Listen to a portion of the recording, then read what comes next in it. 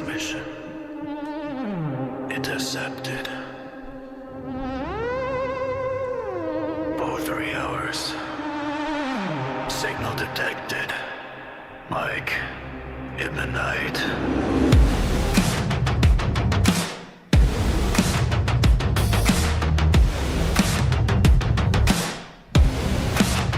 It's 3 a.m. The screen still glows. Satellites watching below. Red lights blinking on every street.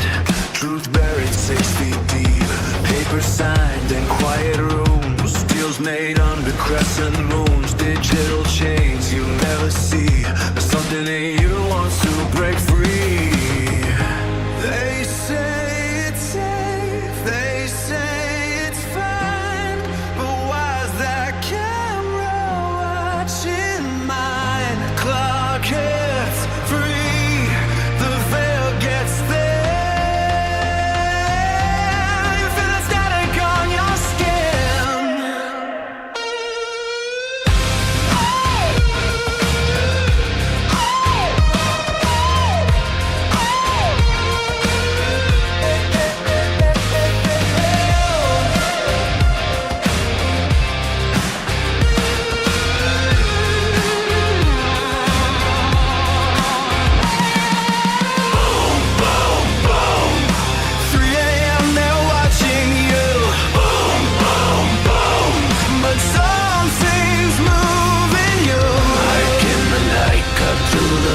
Baseline truth, all at your fires. No more silence, no more talking. I have spoken.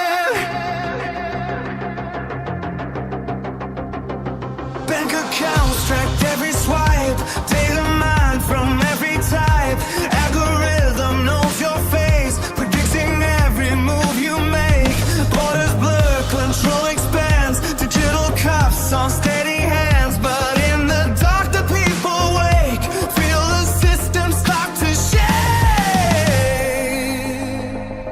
Eyes up, wake up, speak up, stand up.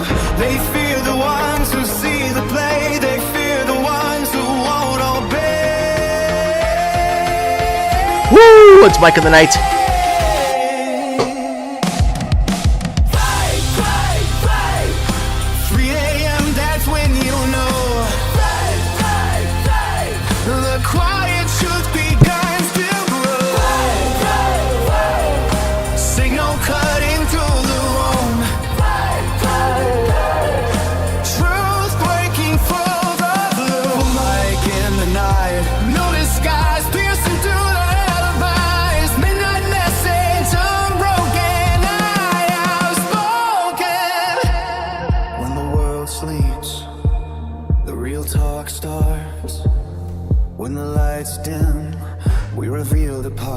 Not red or blue, not left or right, just raw transmission. Mike in the night.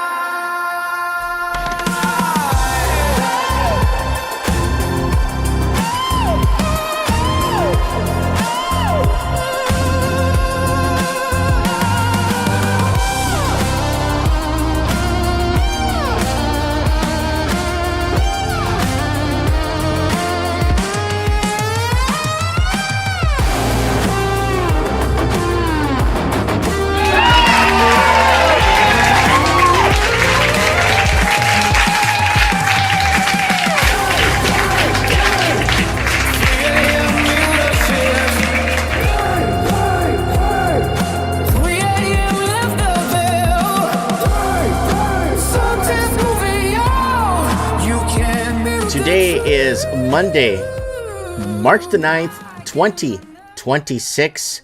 Welcome to Mike in the Night.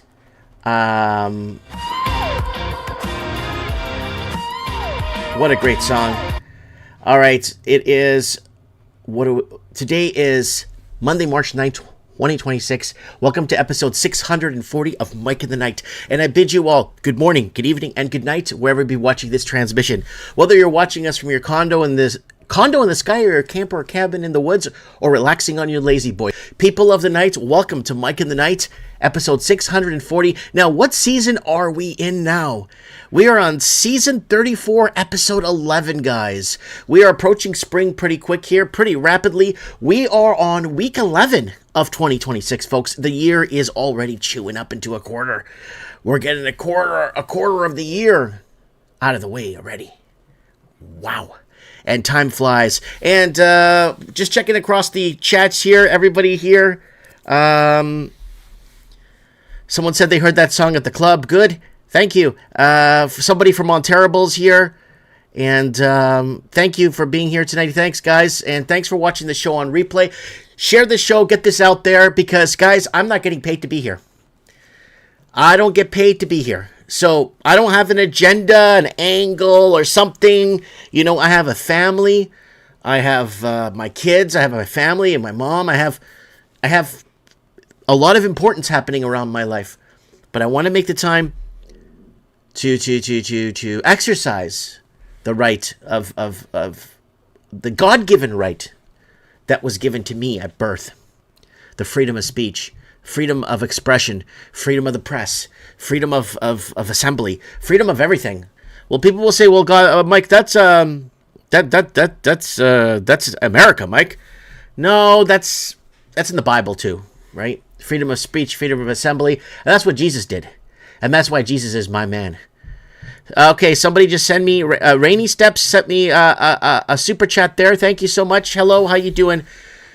All right, guys, let's go into real quick here. What was it? Okay, guys, if you didn't receive an email this show, I'm really sorry. Can you re-email me? I don't know what's happening with my email list, but it looks like we're short a few people.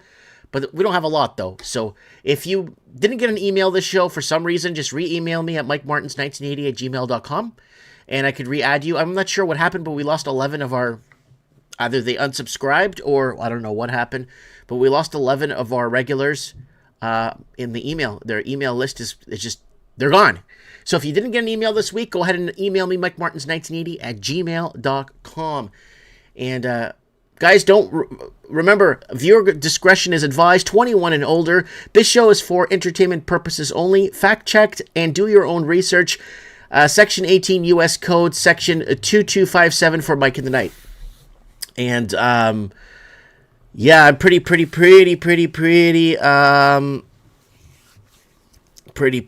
excited about this show tonight. We got lots of stuff organized here for you guys. Someone's asking me in the chats, have you heard about the Alto electric train the Ontario Liberals are pushing to run from Toronto to Montreal, and the plan expropriate the land in between? It's horrible. Well, it's all money laundering.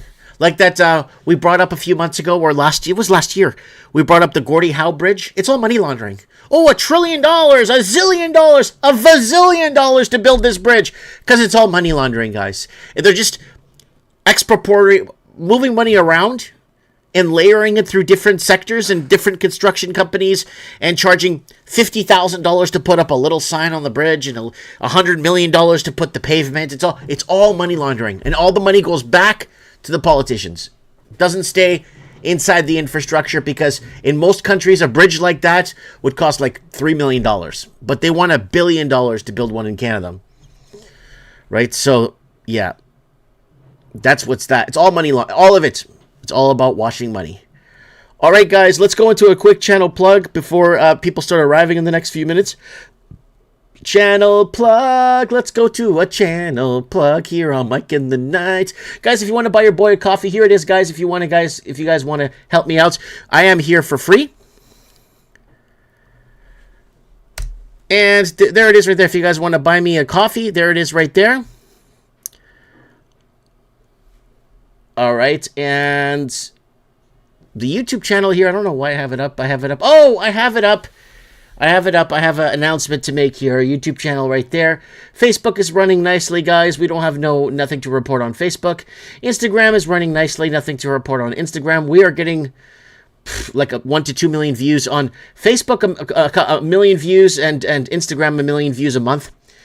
or over a million, like 1.6, 2 million, 3 million on some cases. And that's really good. I'm not bragging. It's because we were underground for too long. TikTok seems to be okay. We're growing nicely on TikTok. It's doing its thing. And mikeandthenight.org takes you to a playlist of Mike and the Nights, going back many years of Mike and the Nights, if you guys want to check that out. And guys, don't forget to shop Mike and the Nights. There's a link to the store, to the shop. Wherever you're watching, there should be a link to our store. And this really cool Mike and the... I ordered this for myself the other day. So I'm going to see how this... No, actually, I ordered this one, the black one. Let me close this one here for you guys. I ordered this one the other day. Yeah, this one. So I'm going to check that when it comes out. I'm pretty excited. It was like $19. So if you guys want to pick up something from the Mike and the Night, we got die-cut stickers, sweaters, hoodies... Really cool stuff if you guys want to. Like, this mug is so cool, man. Look at that mug. Holy, look at the other side. Wow. That's pretty cool. Anyways, yeah, so there's a link to the shop there if you guys want to support the transmission that way. And a lot of people probably say to me, oh, Mike, oh, you're just selling stuff. And it's like, I sell 2 things a year. I swear to God. I sell 2 things a year, maybe 3 things a year. Yeah. So, just trying to keep it together, you know what I'm saying? All right. Yep, the world is a friggin' mess now in the comments. Now, so somebody messaged me the other day and said, why would anyone follow you, Mike, in Canada? You're anti-Canadian. And during the trucker convoy, Mike, I can't find a damn thing on your YouTube channel. Well, a lot of people don't know this. Well, some people do because they've been following me long enough. That during the day the trucker convoy was announced and kicked off, to the day it ended, we were completely blocked from every social media platform. We weren't allowed. We had to go to Odyssey. We were so blocked everywhere. We were blocked on Facebook. We were blocked on Instagram. We were blocked on YouTube. We were blocked on, I think, Rumble. We're having troubles going live on Rumble. We were, everywhere we went, we couldn't exist on social media the day the trucker convoy kicked off. But we still did our work. We still did what we had to do. So if you go to Odyssey and type in Mike and the Night, you'll find all kinds of trucker convoy stuff here. So this is Linny Poo here. So this, if you guys remember this footage with the police clubs, this was our footage. Linny Poo was reporting for Mike in the Night. And there's the police with the clubs. And other content creators actually stole our stuff. They knew we were banned on YouTube, and they used our content on YouTube. Now, if I play some of these videos on YouTube right now, believe it or not, we will get a flag for a copyright even though it's our video. So that's Linny Poo on Mike in the Night there at the trucker convoy reporting for us. And you can find the videos up there. We did lots of Mike in the Night.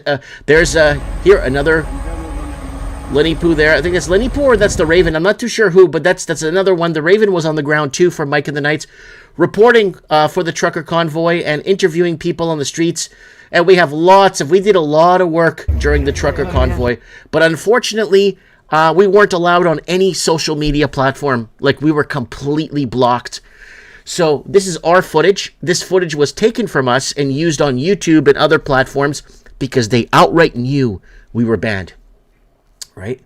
So yeah, I think this is the Raven, yeah. So there it is right there. Oh, we got lots. We did so much trucker. There's the Raven interviewing someone. In this medical experiment, that was your choice. But for those of us that have not made the decision to participate, we're going to be the ones that are still here to fight for what's left of this planet. Yeah, what do you think about the fact that the vaccine doesn't work, yet they're still pushing it on us? Yep, and we kept getting banned for this. We kept getting banned. And here's more.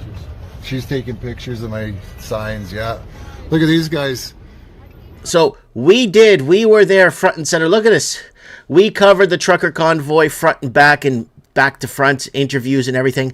And unfortunately, the second the convoy lifted, 3 days after it lifted, they unbanned me on YouTube, they unbanned me on Facebook, they unbanned me everywhere. It was almost like a coordination, like some sort of a cooperative way of completely blacking me out.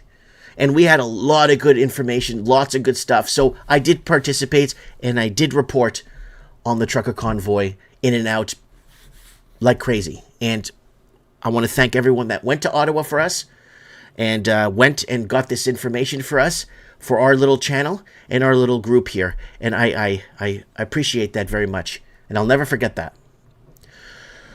Okay, so let's go into a bit of important channel news, guys. I have a little bit of an important...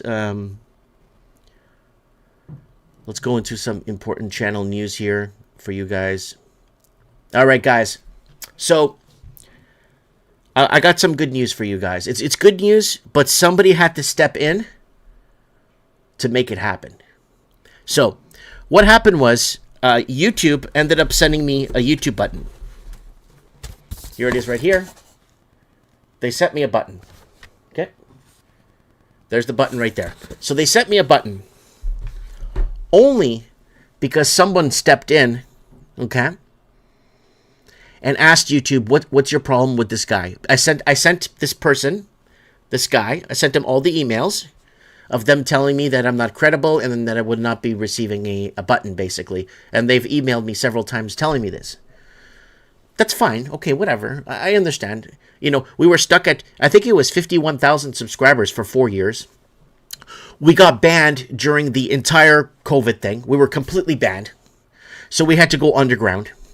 And then we were completely banned during the Ukraine war because we told you guys Zelensky was a fraud. And that was all money laundering from day one. And all the other influencers that showed up after 2020 to tell you what you already know. Guess what those influencers did? Ukraine good, Russia bad, flags everywhere, promoted to the top. And the people that were trying to get the information out to you guys, trying to get that information out, was completely blacklisted. We were going into Hunter Biden and the Burisma scandal, the big Burisma scandal with Hunter Biden, and why Joe Biden was ponying up billions of dollars to send to Ukraine because of Hunter Biden and the Burisma. We were all over this. We knew everything. But unfortunately, I've been on YouTube 15 years, and it took me 15 years to reach 100,000 subscribers. That's actually not that good. There's a person or people that will start a channel next week and bypass me like I never existed. Why? Because they're going to be talking, discussing, and following the specific narratives as they see fit to follow and misinform you. I'm not here to misinform you. I don't get paid to be here at all. So I'm running in a negative position doing this show or making videos. It's costing my business. It's costing everything. Now what is it? This Canada Revenue Agency now is auditing me. Now they want to go in and they want to freeze my bank accounts and everything. So you see what happens when you try to. So anyways, I want to say thank you to all the subscribers, my family, and everybody that made this possible. And we passed 100,000 subscribers thanks to you guys. And thanks for sticking around all these years. And now people are watching videos that we made 10, 15 years ago and saying, where the hell was this guy when I need? What the hell is going on? Why doesn't this guy exist? Why? So, I'm sorry, I was here, but I was hidden. So, anyways, thanks guys for that milestone. It means a lot to me. It means a lot to some of you guys out there, and I really appreciate it. All right. Okay, so we got LYND Price, Lyndon Price, saying, glad you're getting credit finally. Love you all from Oklahoma, United States. Thank you.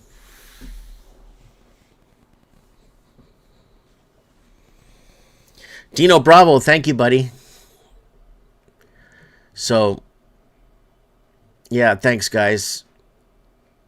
She Devilicious over on Rumble, thank you. All right, guys, it's rock and roll. Now, I don't mean to brag here, but we told you so. And how did we tell you so? Don't take sides. Look what's happening with this whole Israel, USA, bombing Middle East. Now this war is going to expand. Who are they going to put for boots in the ground? And we kept telling you for so many years, don't take sides. I'm pro-policy. Close our borders, protect the locals, get rid of the money laundering and the foreign money and money laundering, get rid of the migrants that are not going to assimilate to become Canadian, get rid of, fix the country.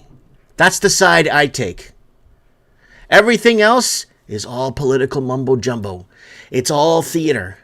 Don't take sides. You guys remember Benny Hill? We brought this up a few weeks ago. I'll say it again. Benny Hill used to say, don't assume, because you'll make an ass out of you and me. And that's exactly what's going on right now. Don't take sides, people. I've been telling you for years, because it all comes out in the wash and you all start figuring it out and all, But you know what? A lot of people make a lot of money taking sides, and that's why they do it. Especially on social media. There's influencers making $5,000 to $20,000, $30,000 a month because they take the sides, they take you down that path, they mislead you, they get you getting into arguments with your families, get you to divide, and that's what it is. That's what happens when you start taking sides. You want to take a side? Take the side of God. Take the side of Jesus. Take the side of, take the side of your family. Take the side of your coworkers that are there with you. Take the side of your neighbor. You want to take a side? You take that side. Because that's what's going on right now. Don't take sides. We got Rico Man over on D Live there. I totally agree with you, Mike. Yep.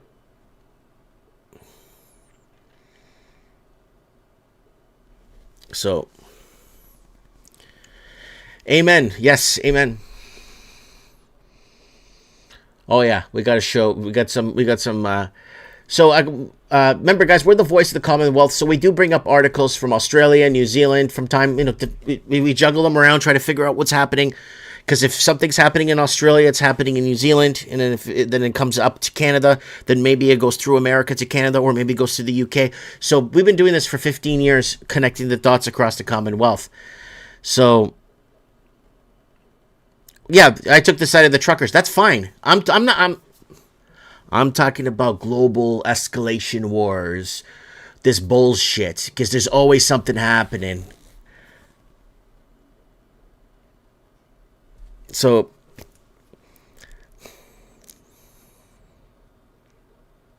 yeah, and not to get jabbed. Oh, we told you guys, that shit's poison. Videos are up on Odyssey if you want to watch 2020 Mike and the Knights. We're discussing how they were going to roll it out. Heck, in 2019, we told you they were going to pull the trigger on the pandemic. We told you like 20 times they're going to pull it and shut it down. Because they had to, and I got graphs to prove it now. I got graphs through real estate to prove it. All right, let's head over to Canada. Wherever you're watching this in the Commonwealth, pay very close attention. If you're living in a blue state in America, the UK, Australia, and New Zealand, this is coming to a city near you. Watch. The housing crisis in Canada we've been warning you guys about, the middle class getting wiped out through real estate, is happening. Oh boy, is it ever happening. And people are losing everything. And they're going to lose even more. So let's head over to Article Scan here. From our friends over at Better Dwelling, Toronto real estate sales fall to new lows. Prices tick higher. So, what do they mean? Well, some prices are going up somewhere, but what's the problem here? There's the prices right here. Toronto real estate prices back to where they were 4 years ago. And there's our elephant trunk. Remember our elephant? He's going to go down to the water, and it's going to and housing should be around in this $200,000 to $300,000 benchmark area. Because taxes keep going up, the cost of existing keeps going up, so housing needs to be around $200,000 to $300,000. A one-bedroom apartment should be $35,000 to $40,000, and a two-bedroom $65,000 to $85,000. That's it. And prices here. This is the part I wanted to show you guys. Pay attention. Toronto real estate sales fall to 20-plus year low. Inventory just off highs. So. Look at the inventory. Look at the oversupply of inventory. Like, it's so big that they have to actually, there it is, active listings, active listings. Look at that. Holy shit.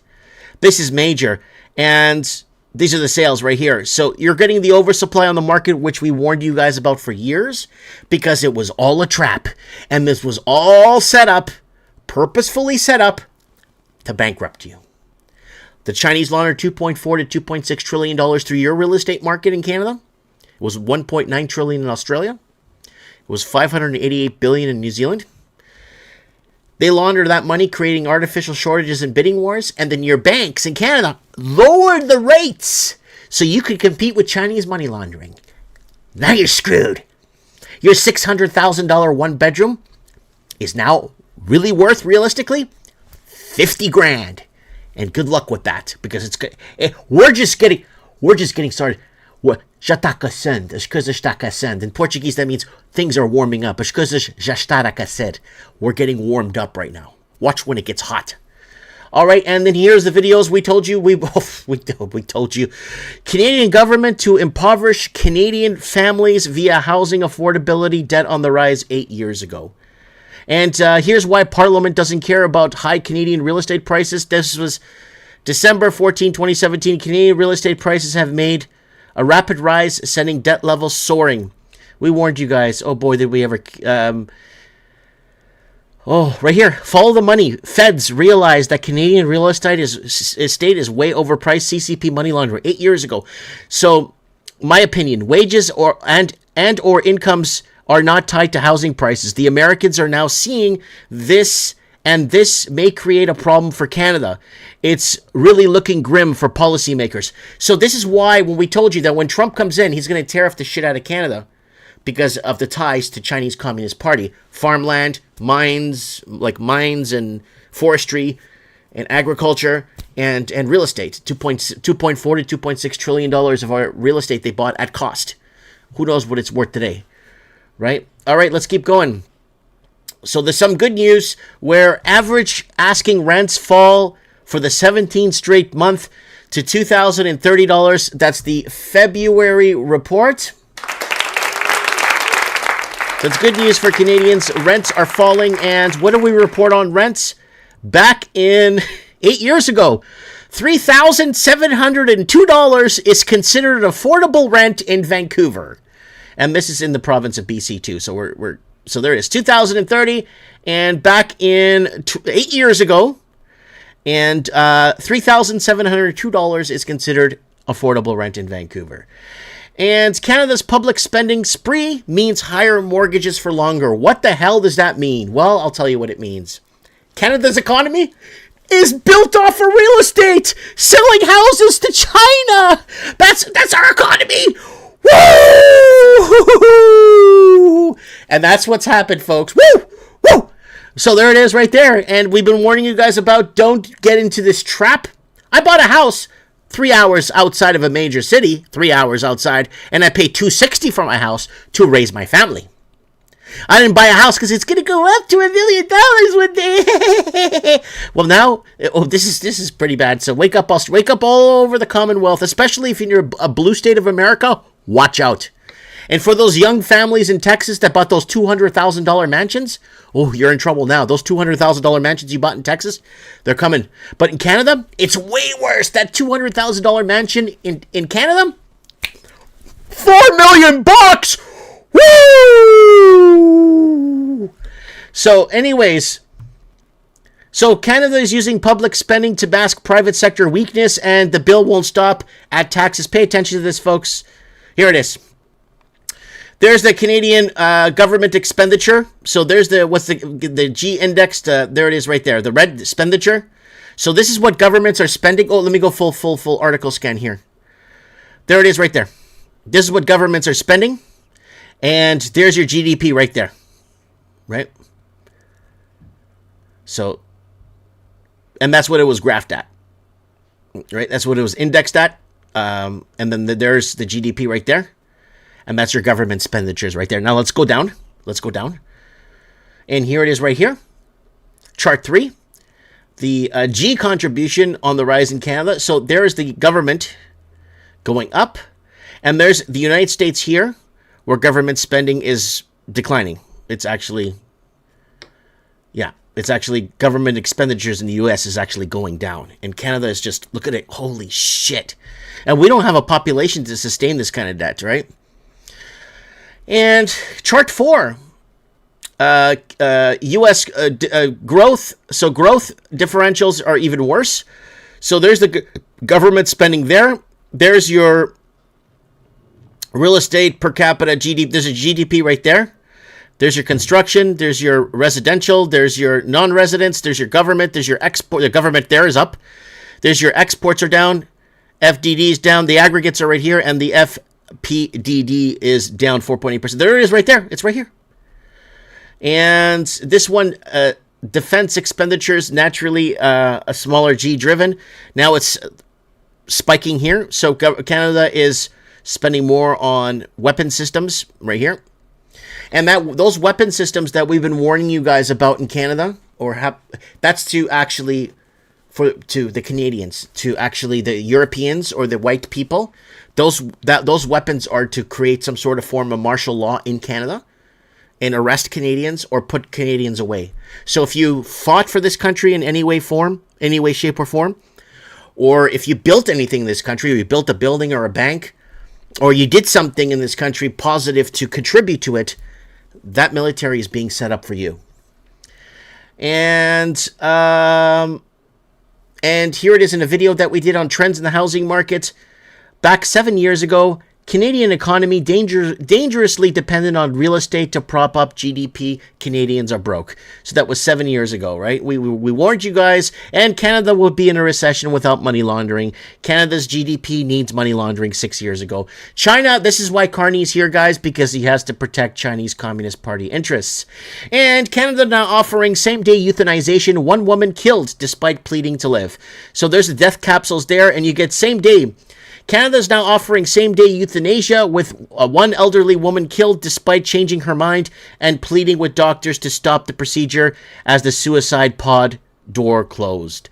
So there it is right there, suicide pods. And we warned you back 8 years ago, 1 in 10 Canadians will be euthanized by 2025. Governments will force anyone and everyone made. So that's 2025. By 2025, this was 8 years ago, we were warning you guys that they will euthanize 1 in 10 Canadians. So most people will say to me, well, those numbers don't make sense, Mike. 1 out of 10, that's not even close.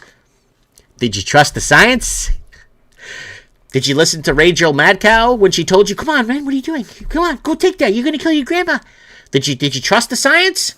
Because if you did, and you got turbo cancer, or you know people that passed away from trusting the science, guess what? You've been euthanized too. All right, so we got the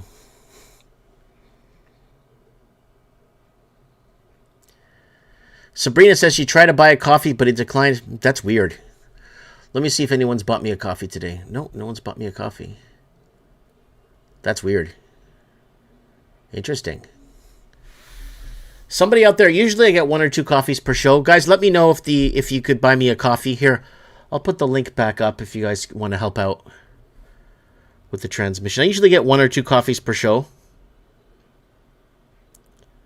And I'll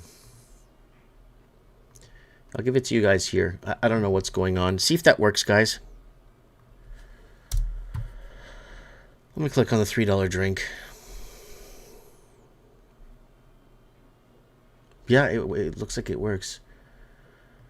All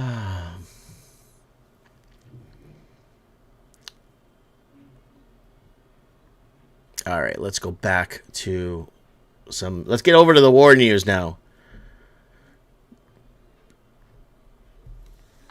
World's at war. It's gonna expand.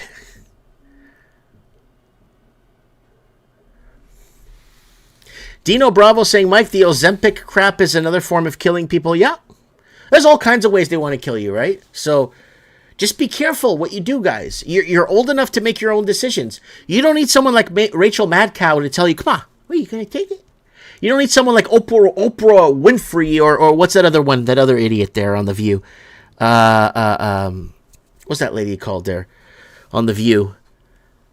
Whoopi Goldberg to tell you, medical expert. Whoopi Goldberg is a medical expert. Whoopi Goldberg is a climate expert. A climate. She got a degree in climatology. Everything that happens to her, she's a war expert. You're gonna take advice from fucking shit like that? Yeah, Israel's putting on a spectacular light show.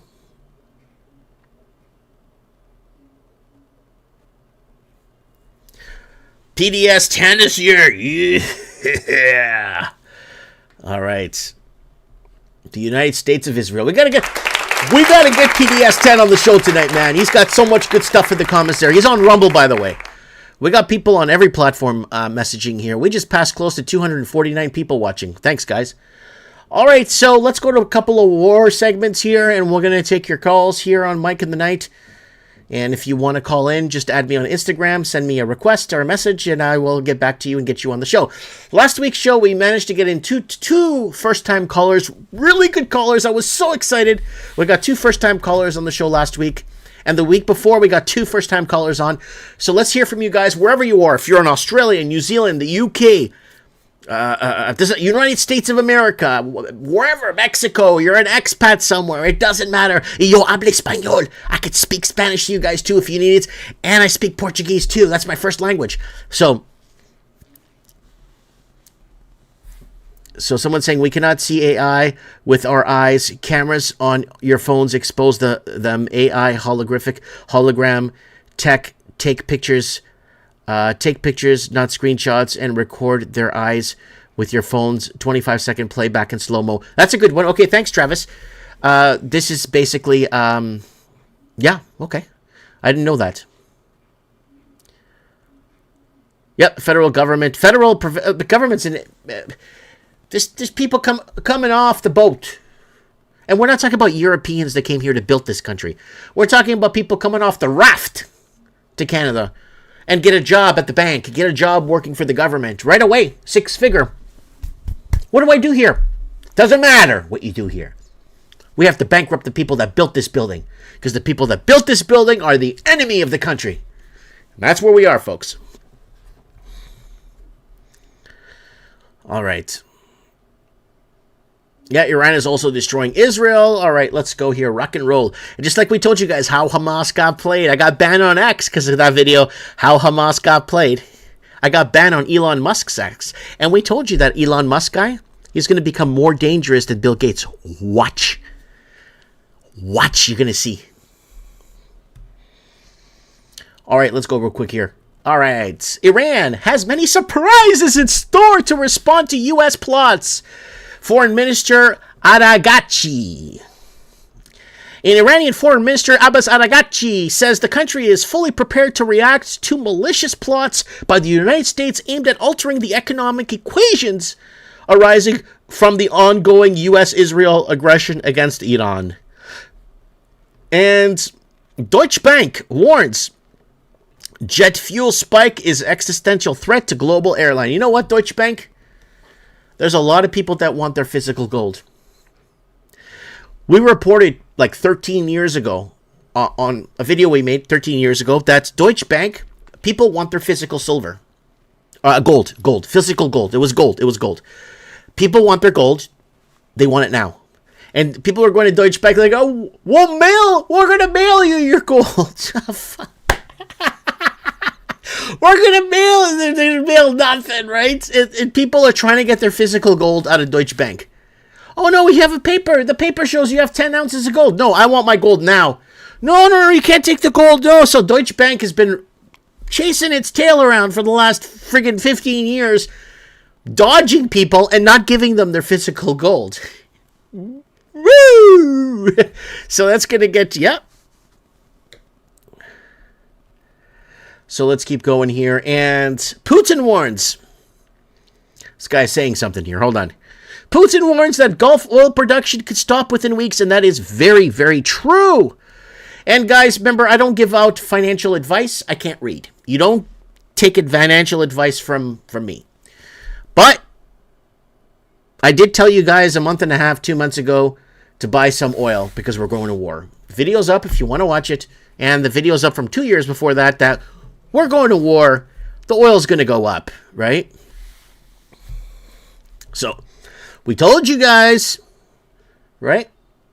And Putin warns. So, Russian President Vladimir Putin has warned that oil production dependent on the Strait of Hormuz, like we told you about the Strait of Hormuz, remember the video? 2 days before a single shot was fired in Iran, nothing was happening in Iran. We made a video a prediction video is up that we said the Strait of Hormuz will be a big problem. And if I had the globalist playbook, the next problem will be in that Strait of Hormuz. That was a prediction video 2 days before a single shot was fired. And here we are now. Woo! All right, let's keep going. And NYT refutes Trump's claim as U.S. missile footprints found in Iran school strike. So that's a school strike there that apparently blew up a school. A body of evidence collected by the New York Times, including newly released satellite images, social media posts, as well as verified videos, showed that the elementary school building hit in southern Iran on February 28th was severely damaged by a precision strike, as opposed President Donald Trump claim. And Iran crisis escalate, oil prices jump as attacks stop Strait of Hormuz shipping. Guys, watch our prediction video on this. It's pretty good. And the widening conflict has paralyzed the vital waterway, choking off critical energy flows from the region. So watch our video on this, guys, 2 days before a shot was fired. And Iranians rally nationwide to pledge allegiance to the new leader Ayatollah Mojtaba Khamenei. So there it is right there, the new Ayatollah, and apparently he's ready to go to war. He doesn't care. We're at war. That's apparently what he said. And up to the minute report, there's 44 updates. Let's refresh this. Okay, nobody cares. And right here, 1 hour ago, nations including China and Russia contact Iran over ceasefire. Iranian Deputy Foreign Minister Kazem Gabara, can't read that, says Tehran's first condition for a ceasefire is that no further aggression to be launched as world leaders increase efforts to end the conflict diplomatically. And 1 hour ago, clear military objectives, unclear political objectives, says analyst. U.S. President Donald Trump suggests while speaking in Florida that the U.S. and Israel had for the moment left some potentially major targets in Iran untouched, including electrical stations. And 1 hour ago, Iran seeks to prolong the war as long as possible. Ross Harrison, senior fellow of the Middle East Institute in Washington, D.C., says the Iranian government seeks to cause as much damage to other warring powers. And 2 hours ago, Iran condemns U.S. energy dominant strategy. Iran's foreign minister spokesperson issued a sharp rebuke of U.S. policy, saying that the White House endorsed reports that unmasked the true economic motives behind the recent military escalation. So we'll keep refreshing this every hour to see where this is some live footage here. And yeah, this is just, I guess, on the newsroom there, updating that there. And again, very important. We made this video 4 days ago. Operate right here. Trump says nowhere near boots on the ground. And what did we tell you 4 days ago? Well, it's 5 days now. Who's going to invade Iran now? I'm talking about boots on the ground. If the U.S. and Israel are bombing Iran, who's actually going to go in and invade it? Because here's the reality. Air power alone, it rarely wins wars. We saw it in Iraq, Libya, Afghanistan, Serbia. We saw Hitler bombing London, right? Bombing softens the targets. But if you want regime change, if you want control, you need boots on the ground, period. Now here's where it gets complicated. Iran is not Iraq, and we warned you about this years ago. This is a country of almost 90 million people, massive mountainous terrain, and one of the largest missile arsenals in the whole Middle East. They have the Islamic, I think they're called the Revolutionary Guard, if I'm correct. Hundreds of thousands of trained fighters, and a bunch of proxy networks across the region. So the question becomes, who would the U.S. use, or Israel use, as a ground force to get in? One possibility is the Kurdish, near the Iranian border. They're experienced fighters, they fought ISIS, but here's the problem. They're fragmented, poorly managed, lightly equipped. Realistically, they could only push into the Kurdish areas of Iran. They can't take Tehran. Another angle being floated is Azerbaijan. Northern Iran has millions of ethnic Azeris, I think those people are called. So some strategists think that the Baku could apply pressure from the north. But Azerbaijan also sits on critical oil infrastructure in the whole Caspian area there. And if Iran retaliates, that could destabilize their entire economy. Then there's the Arab states and Pakistan. But those guys are watching from the sidelines. They don't want no part of this for now. Nobody wants to be first in a country to walk into war with Iran unless they know Tehran is already weakened. And here's the big wild card nobody is talking about. The Strait of Hormuz. We predicted days before a single shot was fired about that region. So the question is, so what we're watching now might be phase one. Airstrike, missiles, exchanges, pressure campaigns. But the real question is still hanging in the air. If Iran doesn't collapse from the bombing, who actually goes in? Because history has shown us over the years that very clearly, starting a war is very easy, but finishing them is the hard part. Mike Martin's here. I look forward to reading comments below. I have spoken. All right, guys. So that was the video I made a few days ago telling you guys that basically, yeah, boots on the ground. Who's going to take the responsibility for this, right? And that video is from 4 days ago. Yeah, because today's Monday. That was Thursday. Yeah, so basically now, who's going to take responsibility? Now, the boots on the ground, and we just read that article that was published 2 hours ago that Trump basically says, right here, nowhere near boots on the ground, right? All right, guys, it's Mike in the Night. It's 3 a.m. and something is moving, you guys. Thank you so much. Oh, someone sent me a coffee. Lots of people sent me coffee. Thanks, Keith. Thank you, Kristen. Thank you, 3345.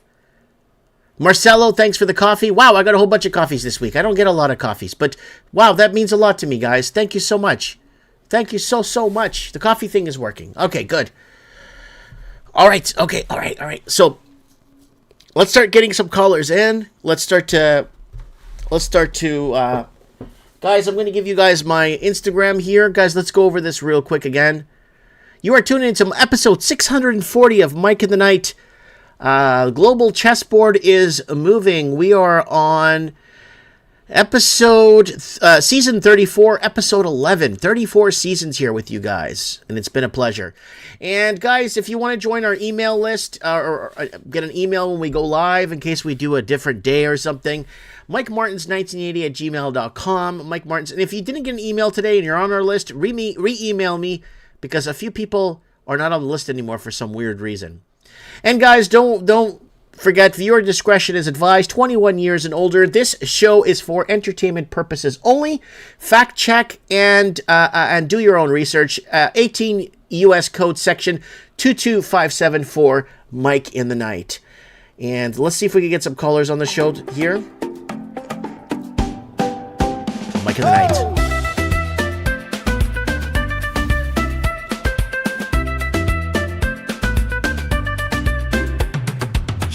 Light shining on the bay, radio talking far away, wind blowing soft and slow, something in the night say go, oh bar radio playing low, truth in the rhythm start to grow, from the docks to the city lights, everybody hear a mic in the night, oh, where you going at 3 a.m. listening to Mike in the Night. Commonwealth every time. Hey, Mike in the Night. Hey, Mike in the Night. Something moving you tonight.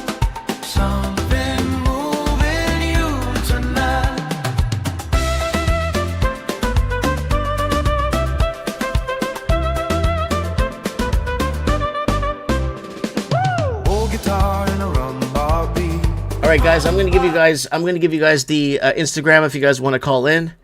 Send me a quick message. I'm gonna give you guys the Instagram again if you don't have it, because not a single person has messaged me to come on the show tonight. Not one. Not a single human being. So there is my Instagram right there. Go ahead and send me a quick message on there if you want to come on the show. I really appreciate it.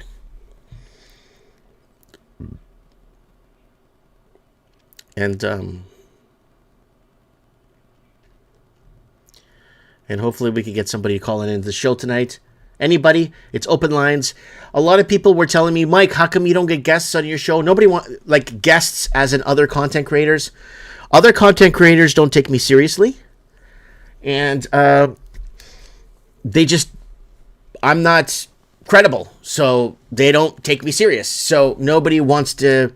I've asked so many people to come on the show. Hundreds of other content creators. Not interested. And you guys have messaged other content creators to get them on to come on the Mike in the Night, and they're just not interested. And people come back to me and say, "Oh, I messaged like 10 or 12 people for you, Mike, that I like watching on YouTube or Rumble or wherever," and they're not interested in coming on your show. They're just not interested in talking with you. That's okay. All right, let's see who's out there, guys, who wants to call into the show tonight. Be part of the channel. Be part of history here on Mike in the Night. Oh, yeah, be part of history tonight on Mike in the Night. Barefoot dancing in the street. Truth travel on the island breeze. Rolling through the coconut trees. From the harbor to the hillside town. Everybody turn a dial around. 3 a.m. and a single ride. Everybody listening, Mike in the Night. Oh, that talking to the radio line. Mike in the Night, telling truth this time. When the clock strikes 3 tonight. Everybody listening, Mike in the Night. Hey, Mike in the Night. Hey, Mike in the Night. Something moving you tonight. Something moving you tonight.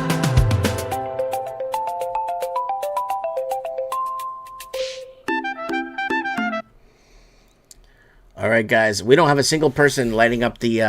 no one's messaging me here tonight on the show that wants to come on to talk.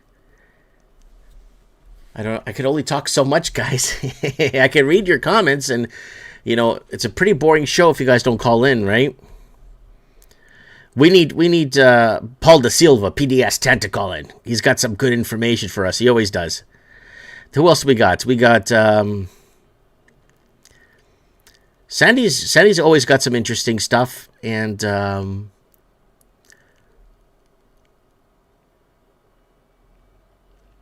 yeah, someone says that they're watching on Facebook and it's acting a bit funky. Yeah, Facebook does that sometimes. It gets buggy. The cheapest gas I seen in Toronto area was Mississauga yesterday for $1.31. Right.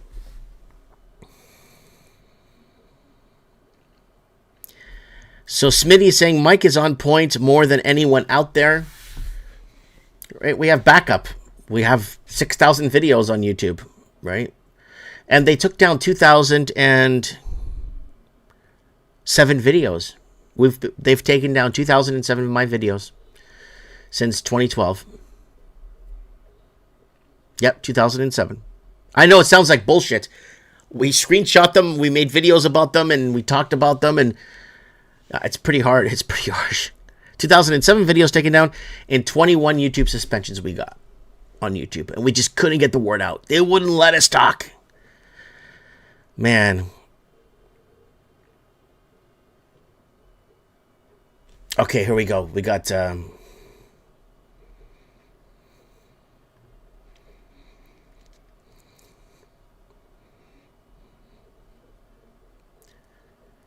Come on, join the call. Yo. Hello. Epa, estás bom? Tá bom, tô bom. What are you up to? You know what I'm up to, man. It's Mike in the Night, buddy. I know. It's That's great. People look forward to Monday nights now, man. It's still, they're trying to recover from the weekend. Depends what it is. Yeah, depending on what it is. So give us a construction forecast. You're Portuguese. You know what's going on in the construction industry in Toronto or the Toronto region. What the hell is going on? Empty? What's good? The diesel's too expensive to fire up these machines. They're all stopped. Nobody's digging holes no more. The condo market is done. I don't know if you caught any wind of that. Oh, I've made a bunch of... dude, I made videos 5 years ago telling people not to buy it. It's a trap. Well, hey, it was... now there's empty pits in the corners of the streets here, all boarded up. No equipment moving. Nothing. A lot of layoffs coming, especially in this year. Yeah, I heard. I'm down to like 25 hours a week. Oh, really? Oh yeah. Well, that's okay. I counted my pennies because I knew this was coming. Yep. And don't tell me they don't make pennies. I find them. So what he's talking about, like right here. We were covering this years ago. Toronto, serious trouble, massive condo sell-offs by 2025. Youth mass exodus leaving Toronto. 7 years ago, that was Paul. Toronto in serious trouble, mass condo sell-offs by 2025. We were right. Yeah, the investors are not investing. The Chinese are not investing anymore because the banks cut them off. So the money laundering is finished. Oh, yeah, it ran out. Woo! It was only a matter of time. All right? Yeah, now yeah. everybody's starting to feel the effects. I know a few guys that live in condos, they can't sell. Oversupply. We talked about that. A Toronto condo. Let's talk oversupply. Yeah. Yeah. There we go. So here is the video right here. Toronto condo oversupply, housing supply narrative is total bullshit. Wake up, people. Fake GDP. 5 years ago. Yep. Guess how many people watched that video 5 years ago? 15. 400. 15 people. Yep. Wow. And you know what? And you know what the funny part is? People are making videos. People are making. Yeah. You gotta start putting those videos on. Sending them back out. But you know what the funny part is? People are making videos today. Look at the condo market. Look at this. And they're getting millions of views. And they're making thousands of dollars. No one listened to the guy that said, hey, this is bullshit. No one likes that guy.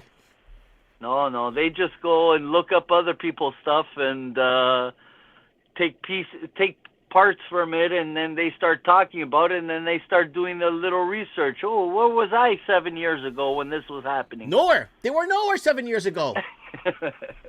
And you know what people called me when I made those videos warning people? They called me fat. Fat. Mm-hmm. Yeah. They didn't. They were like, come on, that's not happening. Look, it's booming. It's booming. Yeah, now it is booming now. It's all coming down. There's a question for you here on the chat. Anybody, do you know in Toronto about the condo development by York Mills Station? York Mills or Yorkdale? Because the one that beside Yorkdale is done. It's built, finished, or it's abandoned? York Mills in Leslie? I don't know. Well, there's a couple. Yeah, there's York Mills. That one's going up. It's slowly going up. Mm-hmm. And then there's not many. There's very few. There is a few, but they're not digging any more holes. No. And the one beside Yorkdale, there's one there for already like 3 years with a hole in the ground and all fenced off and nothing moving. Yeah. Yeah, because the Canadian government gambled because the GDP and real estate was Canada's biggest economy for years, right? Yeah. And once the Chinese money laundering dried up in March of 2024, that's it. It stopped. Everything just stopped. And then the Canadian government in 2020, 2021 thought to bring in 4 million people from India is going to fix the housing market. Woo! Oh, there's more coming now. Are there more coming? Yes. Yeah, I think he made some type of deal in India when he was traveling on our taxpayer dime. So What, the $87,000 trip? more than that. Well, I heard it was So- 80. I think it was $87,000 for dinner or something like that. Oh, just for that steak sandwich. Oh, okay. Tough deed. That food eat for real. For real. Okay, I gotta run, and I'll maybe call you later on. God bless you, Paul. We'll talk soon. Okay, ciao. Ciao. All right, that's my boy. I grew up with that guy. That guy, I grew up with him. He knew me when I was a child. Like, he knew me when I was 6 years old. All right. All right, guys. Oh, Steve sent me a sticker, but Steve's audio doesn't work properly sometimes. I don't know why. Let's check our requests. Requests, where are you? Oh, we got a request here. Okay, perfect. We got a first-time caller. Okay, accept. Mike in the night. Okay, so let's go back. I hate when it does this and you got to go back and find it.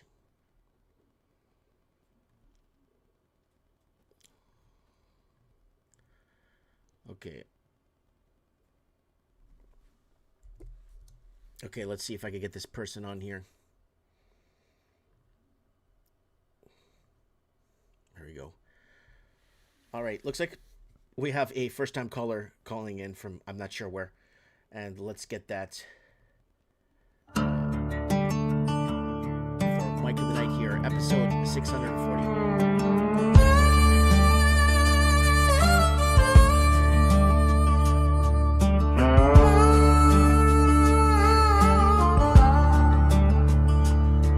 It's 3 a.m. in a one-stop town. Neon buzz and the world shut down. Coffee's cold, but the mic's still warm. There's a storm outside and another reform. Headlights roll down Highway 8. Folks still talking about the state of the state. Bills go up, paychecks thin. Feels like a house always wins. But there's a voice on the air tonight, cutting through that pale moonlight. Mike in the night, on the AM line. Truth coming through like a county sign. You can run, you can hide, you can close your eyes, but you feel that moving deep inside. At 3 a.m. when the silence is broken, old guitar and the truth outspoken. Hello. Hey, welcome to Mike of the Night what is this? 640. How's it going? It's going good. It's going good. So what Do you know got? who this is, Mike? Oh, it's the Raven. It's the Raven. Oh, buddy, how you doing? Good. I haven't heard just from you. Well, I saw you in the chat like a week or two ago. You Yeah, were yeah, working. no, You were yeah, working. I'm usually working. So how you doing? I'm just down the road from you. Are you? Yeah, I'm in Chilliwack. Oh, Beverly Hills. Good. Yeah. Good for you. Beverly Hills Raven is here tonight, guys, on Mike in the Night. It's been a good while. All right. You got some snow up there. It was this morning. We haven't had snow in March in years. I woke up this morning. There was like an inch of snow on the floor. I'm like, what the hell? So, because I had to get my Corvette over to the shop, so I waited till around noon, and then everything was gone. So I just drove my car and got it done. We went to Vancouver yesterday. It was beautiful. We went to Between Two Buns. Man, do they have good burgers and fries there. Nice. Yeah, no, Yeah, it was like, wicked. Here, it's been like 18, 19 degrees every 17 to 18, 19 every single day. Sunny, beautiful, Yeah. rolled on the windows, gorgeous weather since like second week of February. But yesterday I woke up this morning, I'm like, what the hell? And then it's all clear now. It's all good now, but still, man. Yeah, yesterday was really nice. All Yeah. right. Where else did we go? To the bakery. Oh, yeah, we went to the bakery. Holy mackerel. What street was that? On Robson. They have a bakery where they make lemons. It looks like a lemon, or it looks like a pear, Mhm. or a peach. It's exactly looks like a lemon or a peach. It's coated really thin chocolate. When you open it up, it's cake inside and inside that is like a gooey, like lemony for the lemons. I've never had anything like that before. Like that place was so packed, you couldn't even think going in there. Somebody's making money. Yeah, it was good. All right. Yeah. So, all right, what do you got for us, buddy? You've been, we got war discussion. We got all kinds. We got war. We got, The president of Iran gave my cousin a medal in February of 2012 for courage. the president of Iran. Mohammed, I can't remember his last name, starts with an A. Okay, gave your cousin a medal for courage. Yeah, in 2012, February 2012, gave him a medal for courage. It's my mom's first cousin, Interesting. my grandpa's sister's son. I didn't know you had an Iranian cousin. No, he's a French guy from France. Oh, okay, sorry. Like it's my mom's my grandpa. He moved here to Winnipeg, to Canada, and his sister moved to France. Understood. Right. So my grandpa had a daughter, and his sister had a son, and my mom and him are first cousins, and he got the medal for Interesting. You can look him up, Robert Ferris, and Interesting. I think you mentioned this a few years back, though. oh yeah. I don't really go into why he was given the medal. Okay. Yeah. Fair enough. Okay. But So we got the economy crashing. We got real estate is fucking dead. We got all kinds of issues here, like all over the world. Like real estate's crashing in Australia and New Zealand. I think it's crashing here too. Like even around here. Like right? Where you are there in Chilliwack, Beverly Hills? In the valley. Yeah, I think real estate's starting to go down. Vancouver for sure. The rent's crashing. Right. Toronto. Someone was saying that there was 100,000 jobs in Toronto lost in the housing industry. Yes, in the fire industry, insurance, the people that do renovations, construction. Yeah, there's lots of jobs. And all the new apartments around, they're all for rent, none are for sale, which is very weird. Yeah, they're all like, yeah. What happens with that? I'll explain to you how that works. What they do is they put it for sale, but they have it for rent. So if they can make some passive income before it sells, they'll do it. Like they'll do what they can. And sometimes right now in Toronto and in neighboring areas, you're seeing houses on the market for 90, 120, 180, 240 days now. So they put it for rent to see if they could get some sort of a passive income, at least to cover the property tax or something, right? Yeah. So. Yeah. And then as far as the economy, I don't know. The S&P is kind of flat. Like, I don't think it's gone up a lot, like in the last year. But it's like, yeah, I know you bought oil. That must have done well for you anyway. Yeah, no, I bought oil. I made the video. Buy oil, we're going to war. That was I know. I talked to you on the phone there a while ago. Yeah, it was 7 weeks ago. Oh, I don't think it was that long. Maybe a month ago. No. But I already bought it like weeks before I talked to you. Oh, yeah. It's like, I bought it like 6-7 weeks ago. And I got to find a way to get by, man. Like I'm in trouble with my business. CRA's after me, not because I owe them money, because I don't owe them any money. It's because the paperwork for my GST, I used to do the paperwork by hand and mail it in. The Canadian government sends me a GST thing for me to pay. So I have like a stub. I go on my accounting software, I put in what I owe for GST, and I go to the bank and pay it. So I've been paying my GST every month. It's not a lot of money anyway, but I've been paying it every month. Yeah. Now, I have to go electronically and report my numbers, right? My work, right? Yeah. But here's my problem. I don't have access to that account because my accountant that had it is no longer around.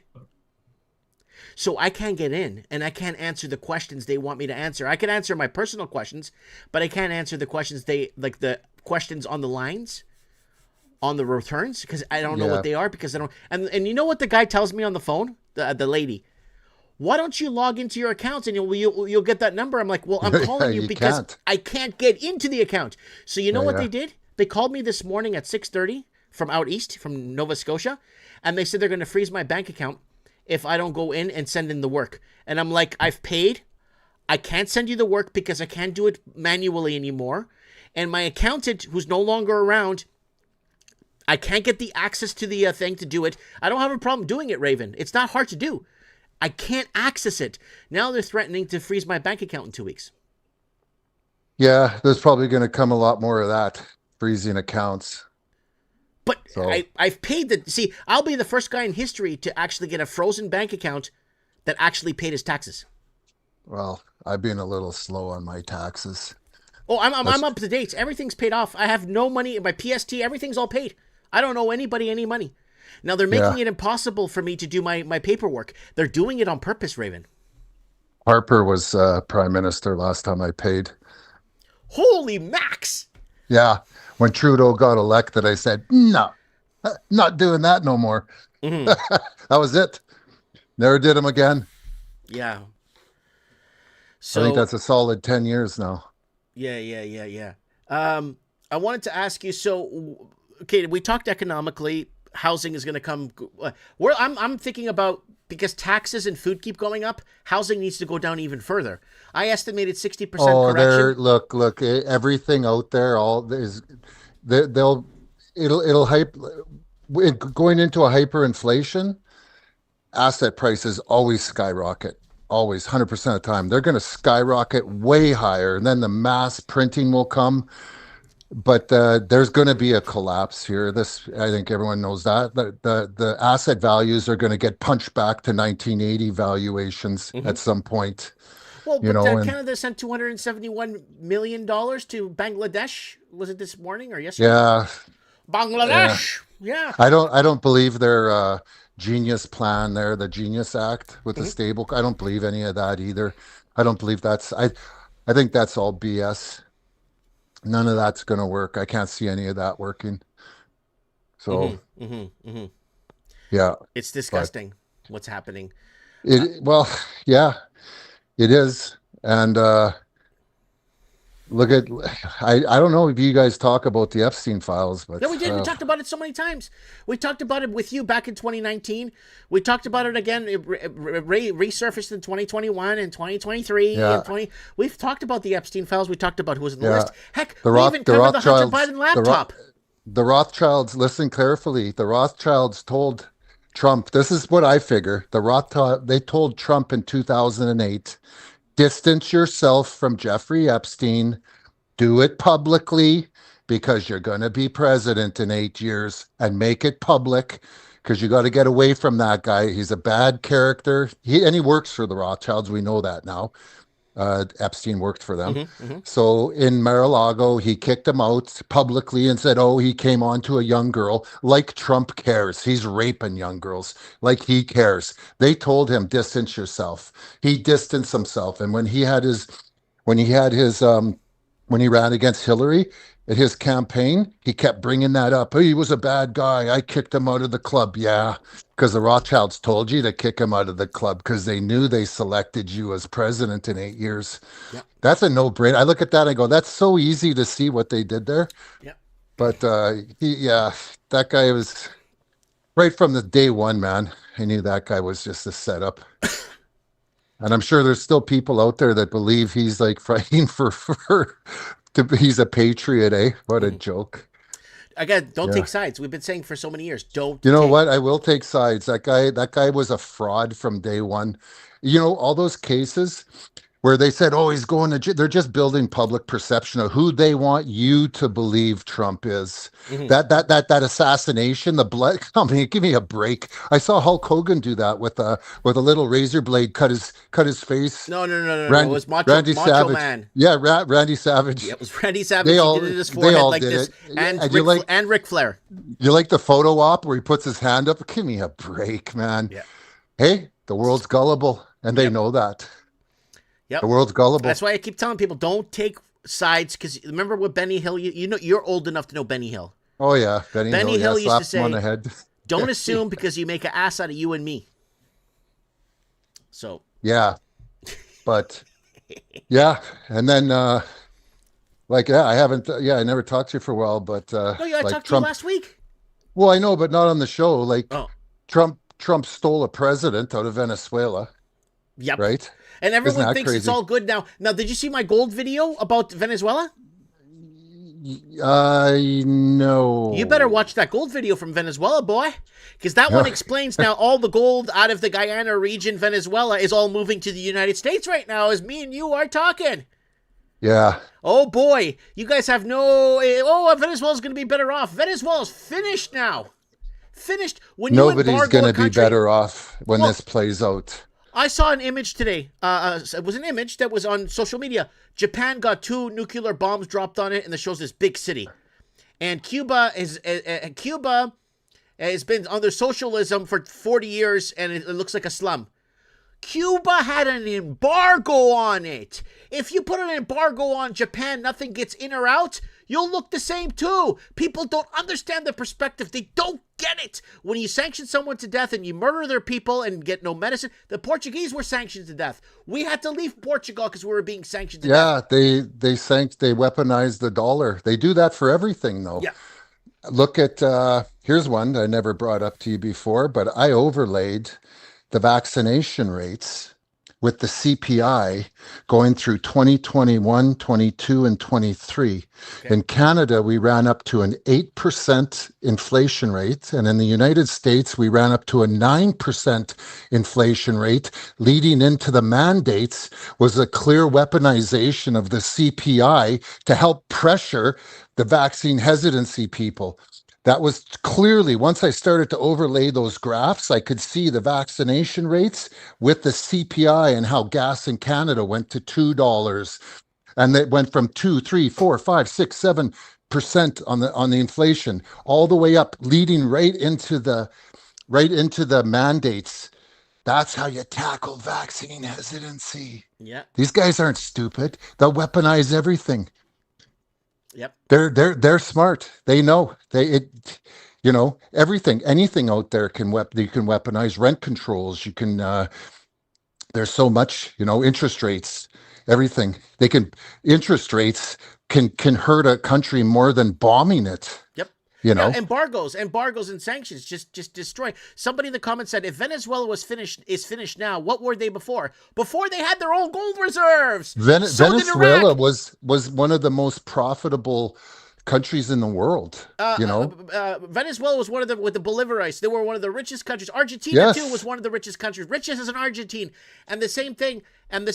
Now Venezuela has no gold reserves. They had gold reserves, and gold creates stability, balances economy, and has trading power, because Venezuela was trading gold on the black market with Turkey, Iran, and Russia, right? And because they were embargoed, they couldn't sell anything, shut the country down, starve the people, and then go there and take out the leader and become a winner.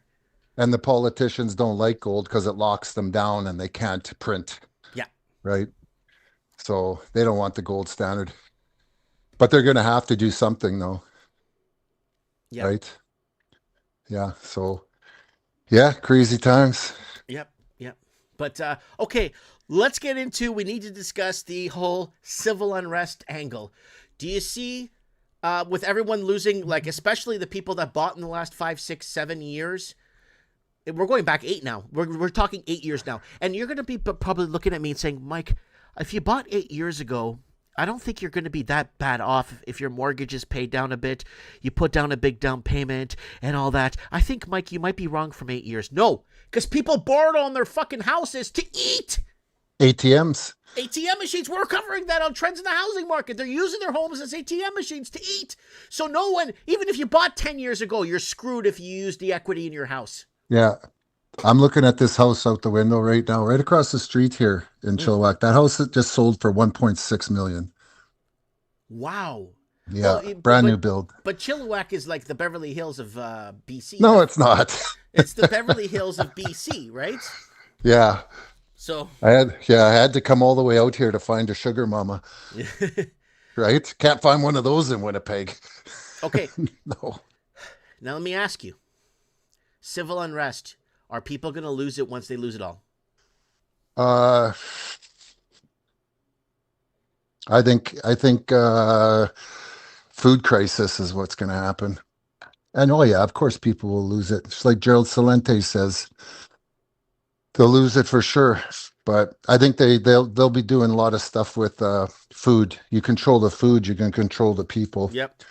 you know, Yeah, we and covered that with you can starve people out very quickly. That was a Mike of the Night 2019, Soylent Green Mike of the Night 2019. We did. Yeah, So it'll be a food. The food they're feeding us now is complete shit. oh, it's It garbage. is. It's horrible. It is. It's literally horrible. Anything that you're eating now, I don't even know how you go about like You know getting how I away go from about? that. Growing it. I eat once a day. And I don't eat too many carbs, or I have no sugar. I eat Yeah. once a day, and then I have my apple cider vinegar and some what is it? How do you say canela in English? Canela, cinnamon. My apple Yeah. ciderman. I drink the apple cider with a bit of water and some cinnamon. Mix it up every day. I sleep good. I'm focused. I feel good. You know what I'm saying? So that's been really good for me. That whole thing. I'm like, I'm on everything. Like I'm all over the place. So I feel good. I started doing the 7-day and the 10-day fasts, just water. Just water. Yeah. First fast I did was 7 days. You Never came on the even show. never even tried to do a 2-day or anything. I did a solid 7, then I did a 10, then a 7, then a 10. This year I did a 4 and a 2. And yeah, but I think if you fast 7 days, 10 days, about the fourth day, you don't really start to feel hungry anymore. Mhm. You'll have the most energy you've ever had in your life. You'll have the best mental clarity you've ever had. Yeah. And you will feel the best overall mentally. Your feeling will be the best it's some of the best that I've ever felt is when I get all that poison out of you. And then you're battling Alzheimer's, dementia. You know, there's your stem cells are doubling in production. There's so many things that the interior doctor is starting to do on you. You know, it's making you super healthy. You get all that crap. After a 7-day fast, I walked into Walmart and I looked at the aisle of chips, the aisle of pop, the aisle of sugar. And I just thought, my God, these are aisles of disease. That's all they are. And it really, really woke me up to what food is. And it's a lie that you do not need 3 meals a day. You don't need all that, man. No, that's don't. all garbage. That food pyramid Yeah. thing we covered back in 2013, the food pyramid scam. Yeah. Well, that was all bullshit. And they took down that video for not medical misinformation, for harassment and bullying back in 2016. AI tells me the videos that were taken down and the titles and everything. It's somewhere, Raven. These videos exist somewhere in the ionosphere, right? Yeah. Yeah. So Yeah. I also want to but thank you. Did you watch from the beginning of the show or no? I was listening to it. I wasn't reading too much but I had it on in the background here. Do you We're know cooking why? dinner. Because I thanked you at the beginning for going to Ottawa and stuff. Oh yeah. Yeah. So Yeah. Yeah. I somebody- walked down Hastings Street yesterday. oh, it's beautiful down there. Oh God. It's like Oh, my Rodeo God. Drive.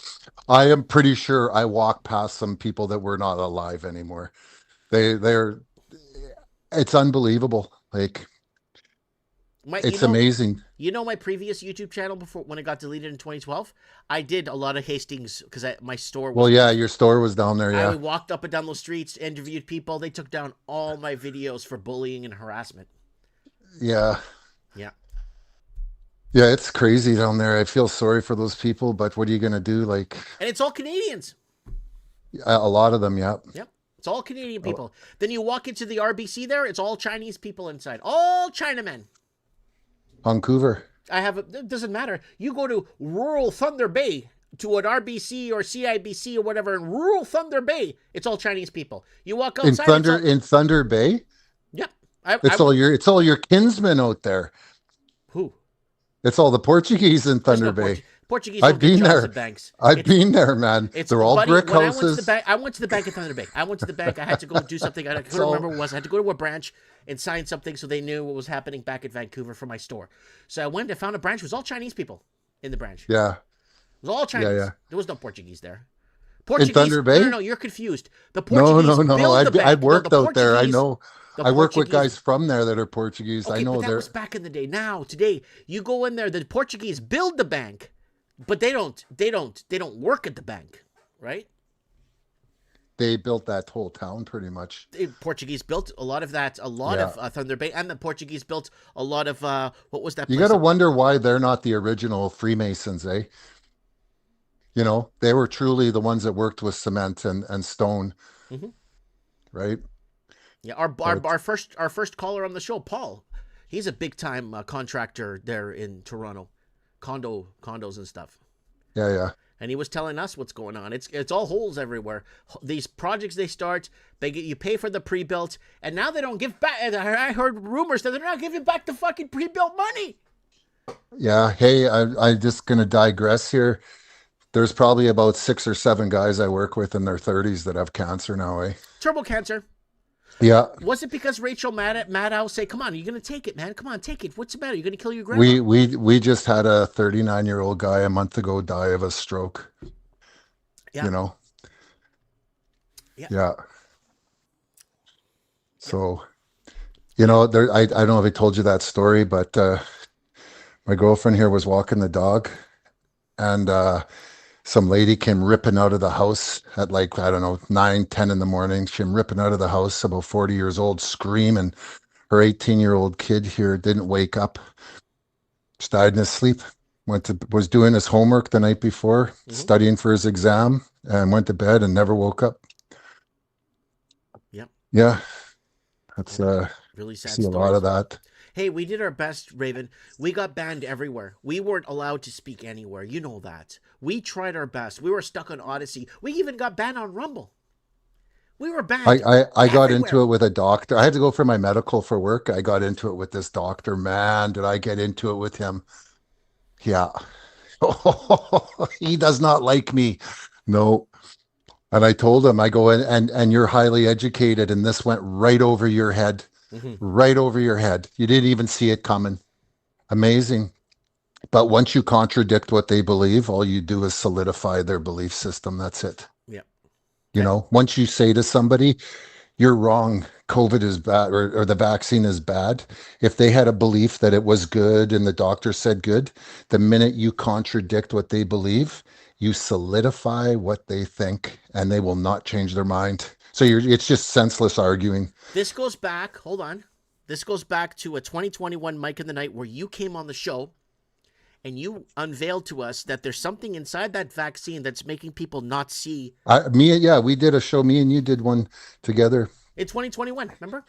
Yeah, they don't there's get something it. in there that's making people not think outside the box, or they defend themselves, or their skills or their thought process shuts down and starts calling you a racist and this and that, and their reply or their answer to anything we tell them is basically, you're a racist, shut the hell up, trust the science, right?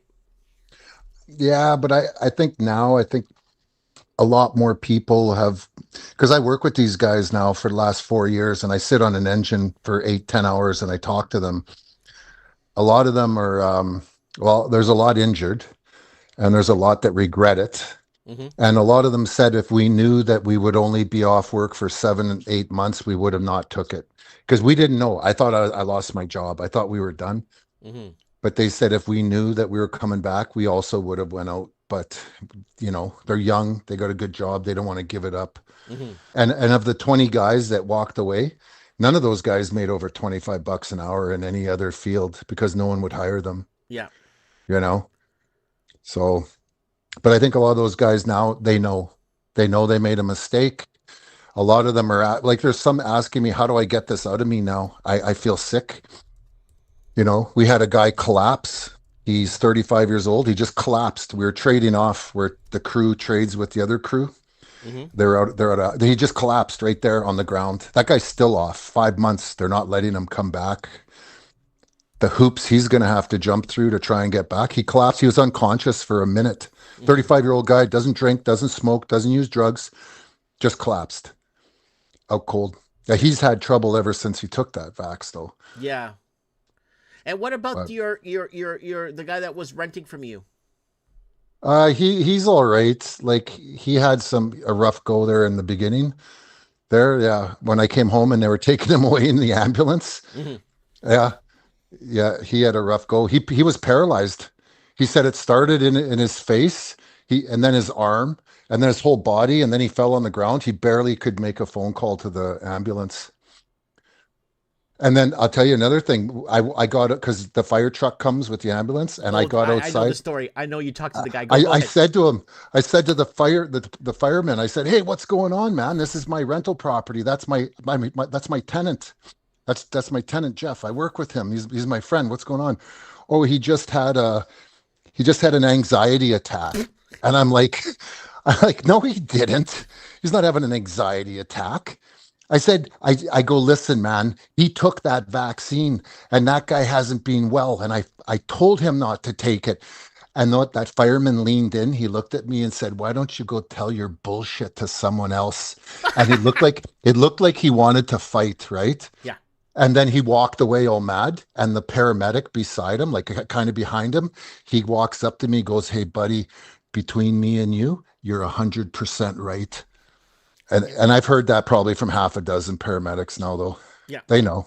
So I got a friend that's a paramedic too, and he gets called out. So okay, he works on where you are in the area, but he drives down, does a 6-day or 5-day, then comes home for 3 days, whatever, right? And they're picking up all kinds of people, like people dying in their sleep. Like we're talking teenagers and people in their 20s and 30s. This is wiping everybody out. It's just wiping everybody out. Oh, And they're picking up bodies in grocery stores, people on the side of the road passed out and waking them up, and they think they have the Narcan ready. He tells me, we have the Narcan ready because we think they overdose, and it's not even that. It's just they're all plugged up with blood clots and shit. Yeah, really. Yeah, he told me. He's like 16 to 18 calls a day. Every day, all day long, and it's just people passing out. One guy, They don't care. They don't care. And Well, look, I seen you did a video on Made there. I saw your video on Made. Yeah, We're gonna hit 100,000 people. You know, that's it. It's we're gonna get to the point where if you're not a productive member of society, it's time for you to check out. remember what I called that originally? Yeah, What was it? I think. Government sanctioned murder. About 75 years old. See ya. You're done. Government sanctioned murder. That's what I was calling it for years. Government sanctioned murder.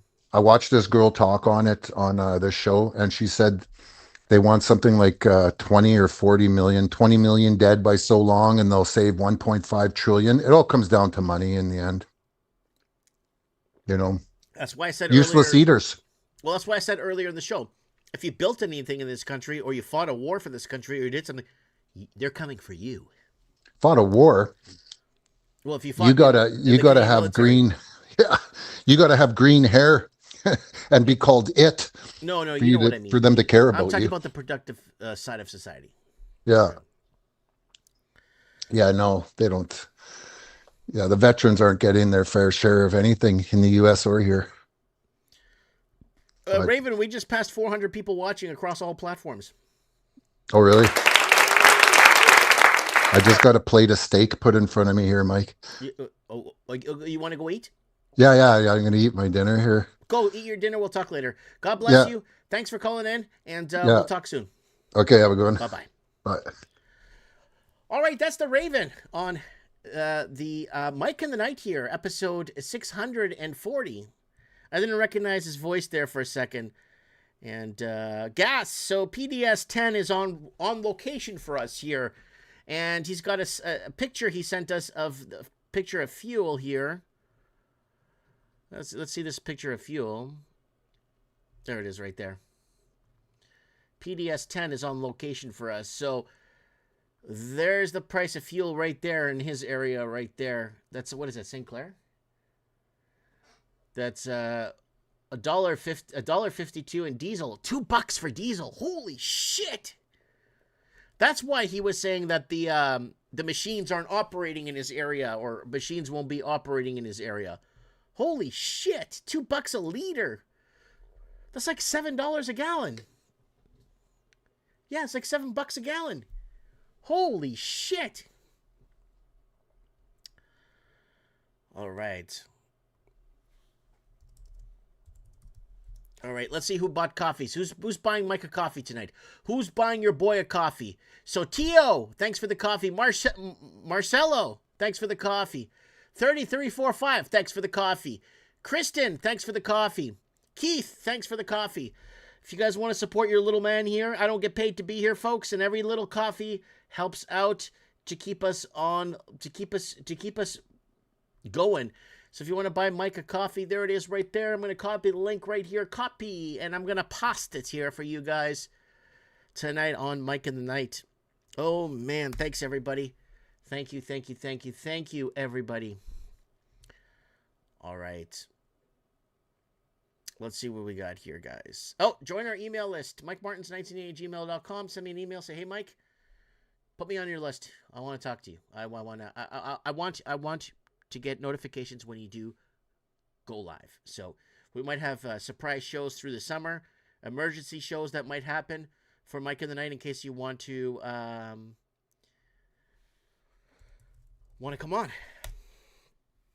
on Mike in the Night. All right, let's see who else we got here. Looks like we got Buddy down in New Zealand. Let's get a caller in. Let's get our boy on from New Zealand here on Mike in the Night. No teleprompter, no token, just a man saying I have spoken. Small-time farmers, city trees, trying to read through the masquerades. Paper headlines, polished lies, but you can see it in the people's eyes. Granddad said, son, stand tall, don't let fear build your walls. Mama prayed by the kitchen light, said keep your heart strong through the fight. So he turns that dial a little more, like knocking on a closed back door. Mike in the Night, on the AM line, truth coming through like a warning sign. You can feel it shift when the clock strikes 3. Hi. Craig, how are you, my brother? Good to hear Oh my God. I've had some health issues. But, health issues. Okay, we were talking about the vaccine. Now, guys, Craig is from New Zealand, and he's been a long-time caller on the show here for like 10 years now. What's going on? Yeah, well, what's going on? Well, let's start with the base. The housing market, as you know, is down 30%. Which, I have to be honest about that. On one hand, you're like, well, that's not really good. On the other hand, you think, well, yeah. It's got to be for locals. New Zealand has to be for locals, and locals are not going to pay $2 million for a house look, in Alabama for 40 grand. In Auckland, you've got some of the areas it's gone down like 400,000 or 500,000. Oh, it has to. And if people. I know it. I know it has to. And if people in the States saw those houses that they're selling in Auckland for $2-3 million, they'll look at it and say you could buy that in rural Alabama for $12,000 or rural Florida for 20 grand, right? So you guys are getting shafted. $588 billion was laundered through New Zealand through Chinese. Yeah. And you got to realize too that those houses were originally bought and sold or built for around $20,000 to $30,000 or $40,000.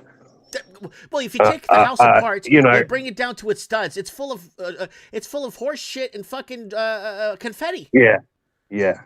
So, that's a real problem because look, whether you like it or not, the reality is the whole economy is tied to housing. Because, what I mean is, Joe Bloggs, he's an electrician or he's a panel beater. He goes to the bank and says, oh, hey, I want to start a business. So have you got a house? Yeah, I've got a house. I've got collateral. Yeah. And, oh, well, the house has gone down. We need some more collateral. What happens to the business? Yeah, big time. So, that's a real kind of F up there problem. Now, the cost of gas has gone up. What is it, $3 a liter now? Well, if you run the regular 91, which I run, that's about $2.80. If you run premium, which is like the medium grade, I suppose, that's over $3 a liter. So it's gone up around 50 cents. And what's a pack of smokes at? Oh, you're gonna love this. Pack of smokes is around $42 a packet. Get the fuck Thanks out for of here. coming. Are you serious? No, Get the fuck only $42. Beer's about $2 a bottle. Woo! So, Woo! and I Holy think shit. I think I could just about say that when you go to the supermarket, it's nearly $100 for a plastic bag of groceries. Yeah. But you know I've been We're warning just about about at that point. Craig, And you have to bring your own bag too, you know. Craig, you've Okay. been watching me for 15 years now. Craig, brother, you've been watching me for 15 years now, right? Yes, sir. Have you Yes, noticed sir. how I've been warning people about food prices are going to spike in your area? Food prices. And if you read the Yeah. comments on those videos from 8, 9 years ago, people were calling me fat. Oh, wow. Well, obviously, you know. Jealousy's a real thing, man. Yep. Jealousy's a real thing. Now, you saying to Raven there, good call, by the way. Yeah. So our house prices are gone back to 2021. They're talking about. Yeah, that's what's happening in Canada. The same shit you're Yeah. happening in New Zealand. The same thing with Yeah. the Chinese money laundering, Yeah. bidding wars, all the Yeah. bullshit. And Yeah, because I wholesale spoke bullshit. to I spoke to our other man there, and it's you know, par for par, the way it went up and the way it's going down. Mm. Mhm. So yeah, the money laundering. Oh, it's just okay, buddy. Well, Okay, Chinese, that's $2 million 80-year-old. well, the Chinese stopped Oh. laundering money in your country. What was it? I know they put Oh. the foreigners couldn't buy. Which foreigners couldn't buy. We covered that. Where foreigners were not allowed to buy New Zealand. Then they found a loophole through students, right? Remember that? Yeah, shit. I'm not even drunk. God. Come on, I'm not drunk enough for this shit. Right, so they found a loophole through Chinese students, and then they started laundering money through your casinos there in Auckland and Welland. Yeah, And they laundered probably. I don't know how many billions of dollars through your casinos. Everything that's happening in every English-speaking country, China has destroyed your country, and everyone keeps saying, "Oh, Chinese are so good; they bring money. They fucking bankrupted you, you fuck." Yeah, they bring money for those corrupt politicians, not for you, sunshine. Not for you, Sonny. You just go and work in the fucking coal mine. Fuck. It's so bad. No, it's so bad, Mike. Like honestly, the with the cost of gas and the inflation, and we're only a week or two. We're a week into this thing, maybe 2 weeks at most. Mhm. This other country bombing this other country because look, my little ding-along's bigger than your ding-along. Yep. Basically, you know. If Oh you- my God, we're so done. It's so over. Can you tell me the story about how there's all these Indian people from India showing up in New Zealand too? Oh, they're great. They're great. You know, they're just. Oh, you gotta love them. You gotta love them. They'll never assimilate. I'll Bit of tell you cutty. because I live in Canada. They'll never assimilate, and they'll always look at you like you're garbage. Oh, I know. You just. Are your gas stations being bought up by them too? Oh yeah. Oh God. Yeah, they're in all the gas stations and they're in all the dairies. Well, we call a dairy like a local corner shop, okay? So, and in a local corner shop, you normally got a Chinese takeaway, Indian dairy, and an Indian liquor store. An Indian liquor store. Mm. In New Zealand. In New Zealand. And if you go out to the shops, it's like spot the Kiwi. It's like real life Where's Wally. So New Zealand's population is sitting around 6 million now with all the Indians that came in. You know that, right? Holy Jesus. Yep. God almighty. Yep. When we Hey, started is doing it true? I trends- heard that. I heard Canada too. 25% of Canada now is immigration. Well, Canada was built, like New Zealand and Australia, was built off the European expansion. The Portuguese, the Italian, the Germans, the Dutch, whatever region you are. They built that stuff. That was all immigration. It's the migrants that are coming in. Oh right, yeah, but come on, Mike. You're being racist. Now you're just being racist. How can you talk about truth? It's so patriarchal and misogynistic. Woo! We're so done. Oh my God, it's so cooked, isn't it?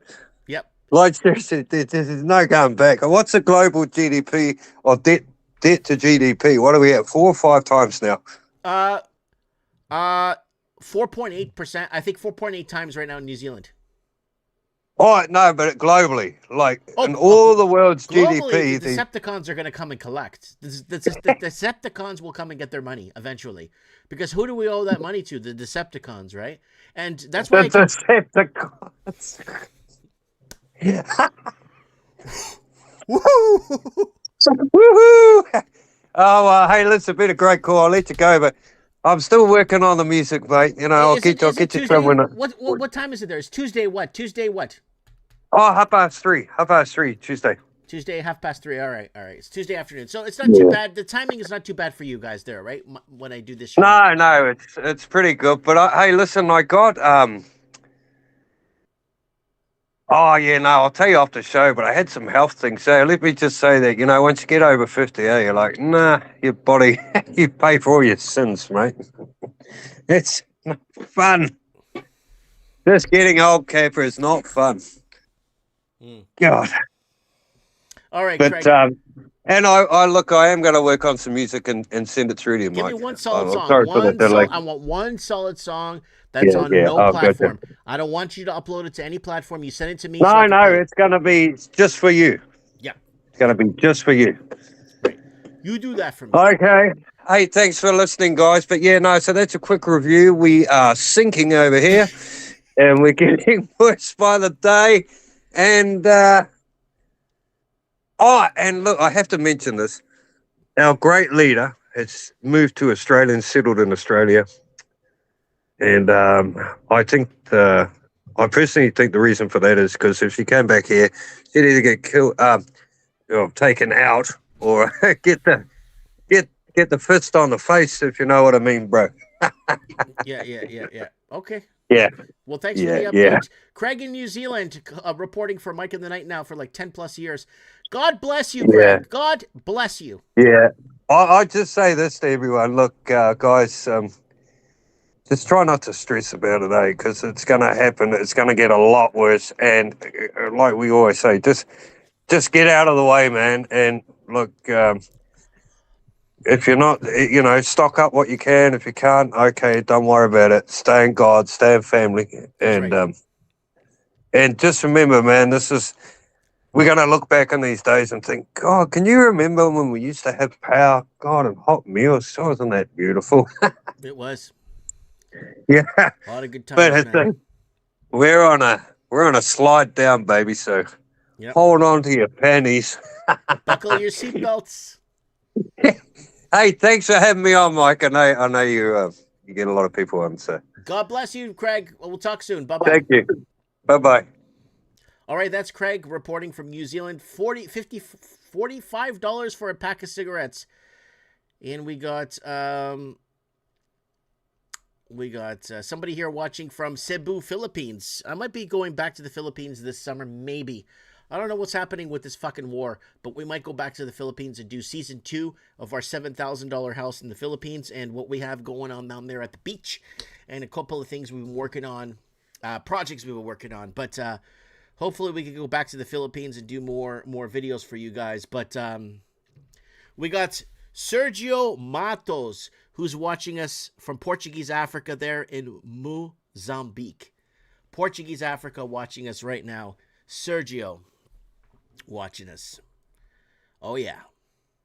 It's Mike in the Night. Someone saying they're sober. How much for a bottle of booze? $1,000. Yeah, no. New Zealand got wrecked. We were covering back in 2017, 2018. Piece of shit house. A piece of shit house. Bidding by the Chinese. They bid it $1.4 million over asking for a piece of shit you could buy in rural Texas for $5,000. $5,000. Millions over asking by Chinese money laundering in New Zealand. Holy shit. Happy birthday. Putabanj, Sergio says it's his birthday. Guys, you know what? It's my birthday tomorrow, March 10. I just remembered. March 10 is my birthday. Tomorrow is my birthday. Guys, do me a favor, a birthday present for me. Share this video, guys. I don't care where you're watching this from, what platform you're at. Share this video, man. I put so much time and effort and energy into this for the last 15 years of my life. Share this video with your friends. Share the, hey, look at this guy. He's crazy. What do you think? Share it. Share it. Yep. Yep. Thank you. Yep. And you know what's going down in Portugal now? They have signs up on the signs. They're saying that in Brazil, they're blaming Portugal for 500 years of corruption, and Portuguese Africa, 500 years of corruption. Get the fuck out of here. It's your fucking corruption. Lula, a criminal, a convicted criminal, is president of Brazil. That's your fucking corruption. And Portuguese Africa, you had Eduardo dos Santos there, the president of Angola, for 45 fucking years, robbing the fucking country. And they're blaming Portugal for 500 years of fucking corruption. Get the fuck out of here. We built those countries. Woo! All right. You're tuned into Mike in the Night. Holy shit, we just passed 500 viewers tonight on Mike in the Night. 500 viewers watching on Mike in the Night. All right, let's see. Guys, start messaging. Okay, we got our next caller lined up here from the Windy City. We're going to get him on right now on Mike in the Night. And silver skyline, hearts ignite, we awaken in my mind. Every fear just fades away when the rhythm starts to play. You don't know what's wrong, alright, you just moving right in the night. Close your eyes, don't fight the fight. Feel it lifting you higher. When the clock hits 3, you're finally free. At 3 a.m., something's moving you. Feel it breaking through, like a wave you can't undo. At 3 a.m., let the darkness shine. We've crossed the line. Oh, Mike in the night.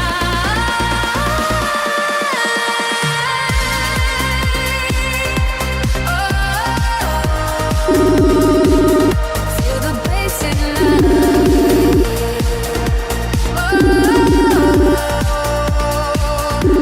Mike in the night.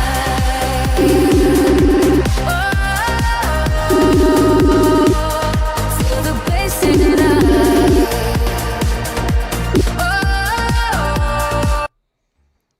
yo. Can you hear me? Oh, yes, I could hear you perfectly. Ladies and gentlemen, we have No Way Jose from the Windy City of Chicago here to update us on what the hell is going on. How are you? You know how it is. You win some, you lose some, you know, you're just trying to keep it going. You know what I mean? Exactly. That's all you can do. Woo!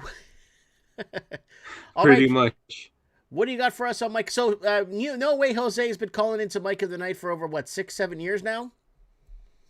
And he is... More like 4 or 5? 5? Okay, 5. I thought you were calling in through trends in the housing market back in the day, but maybe I'm wrong. I think I started calling in 2020 maybe, or 2021, one of those years. All right. Well, welcome to the show. Now, Chicago is Thank the you, 4th or Mike. 5th biggest city in the United States, and we need to know what's going on down there because that place is turning into one of the big. It used to be such a nice place to live. Now it's turned into, even the nice areas of Chicago are turning into shit. Even the nice areas are becoming like unsafe. You still gotta like watch your surroundings. And you can't carry a gun in Chicago, in the city of Chicago, right? You have to be outside the city, right?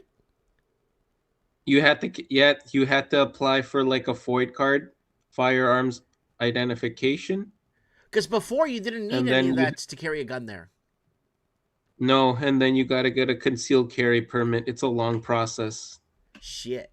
But if you're outside Chicago, like if you're way outside and you're still in Illinois, you're okay, right? You're okay if you're outside of Chicago. Yeah, that's the thing. It's like no-go city with no guns, right? So Pretty much, Chicago has such strict gun laws for legal gun owners. So what do? You're on the highway. You're approaching Illinois. You're in Illinois. You're on the highway, and then you're approaching Chicago. What do? Throw your gun out the window because you can't have it there? You better make sure like you have your permit. Fuck. That's fucked, man. Yeah. That's fucked. All right, what do you got It is, for us? Mike. What's going on in this and the Windy City? So I could tell you, Mike, you know violence is going on. A man that was accused of shooting a Chicago police officer, no shock, on the south side is facing attempted murder charges. Interesting. What else? It's a felony charge after authorities said he allegedly opened fire on officers as they were sitting in their squad car on the city's south side. Holy crap.